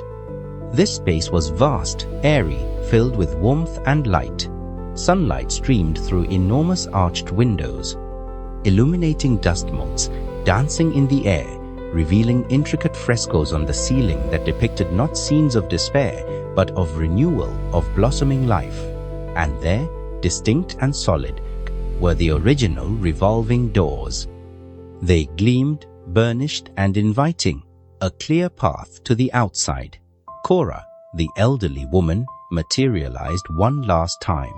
She was a faint, smiling visage now, almost entirely translucent, a whisper of a presence. She stood by the revolving doors, her eyes filled with a profound peace, and nodded to us, a silent benediction. Then, with a soft, almost imperceptible shimmer, she faded completely, dissolving into the streaming sunlight, her long vigil finally over. Her purpose, too, was fulfilled. Adrian and I looked at each other, exhausted but lighter, the weight of a year's unspoken pain lifted from our shoulders. Our faces were still streaked with tears and dust, our clothes rumpled, but our eyes held a newfound clarity, a fragile hope. We were still broken, yes, but we were healing. We walked towards the revolving doors, our steps hesitant at first, then gaining confidence. The cool, fresh air of the outside world beckoned, vibrant and alive. We stepped through, and the world outside was a bustling city street, not the one we remembered, not the one we had left behind, but one that felt new and full of possibility. The sounds of traffic, the distant shouts of vendors, the rush of pedestrian feet, it was all real, tangible, and utterly invigorating. We turned to look back at the Hotel Penumbra. Its grand, opulent facade shimmered, then began to dissolve, its Art Deco elegance melting away, transforming into a mundane, unremarkable building. A generic office block, perhaps, or a forgotten apartment complex. Its true nature, its power, hidden once more from the unsuspecting world. We didn't know where we were or how we had gotten here, but it didn't matter. We walked side by side, our hands still clasped, a simple gesture of renewed trust and shared journey. We were not magically fixed. Our relationship was a fragile, nascent thing, scarred but stronger for the truth. The lingering echoes of the labyrinth might always be with us, a ghost in the corners of our minds, but we now knew how to navigate its internal corridors together. We had escaped the Hotel Penumbra, not by finding a physical exit, but by finding our way back to ourselves and each other, ready to build a future, whatever it may hold. A future built not on silence and regret, but on shared truth and the enduring, complex, terrifying, and ultimately beautiful labyrinth of the human heart. Author's reflection. As I close this final page, I find myself lingering in the quiet spaces the story has left behind, like the echo of footsteps fading down a long corridor or the last soft hum of a hotel whose purpose has been fulfilled. Crafting the echoing labyrinth was a journey not just for Elise and Adrian, but for me too. It began with a simple question. What happens when the very architecture of a place mirrors the architecture of our own minds, particularly when those minds are fractured by unspoken grief? The Hotel Penumbra became more than a setting. It became a character, a relentless, yet ultimately compassionate, therapist forcing its inhabitants to confront the most terrifying landscapes of all, their internal ones. I wanted to explore the profound beauty and terror of vulnerability, the way silence can be both a shield and a weapon, and how true healing often demands a painful, deliberate excavation of buried truths. Adrian's guilt, Elise's hardened heart. These were not flaws, but deeply human responses to an unbearable loss. Their path wasn't about forgetting, but about remembering, about putting the pieces back together, not as they were, but as they could be, stronger for the cracks. The presence of Cora, the gentle guide, and the concierge, the enigmatic overseer, were my own whispers of hope and the acknowledgement that some journeys require a little nudge from the unseen. Every word, once written, belongs as much to you as it does to me. And in that shared space, we've walked together through shifting corridors and shattered memories. Perhaps you saw yourself between the lines. Perhaps you recognized a piece of your own labyrinth. Either way, I'm grateful. Stories end, but the feelings they stir stay alive, in you, in me, in all who let them in. May you always find your way through the labyrinths of your own heart, and may you always remember the power of a truth, gently spoken, to heal what was broken. Power of a truth, gently spoken, to heal what was broken.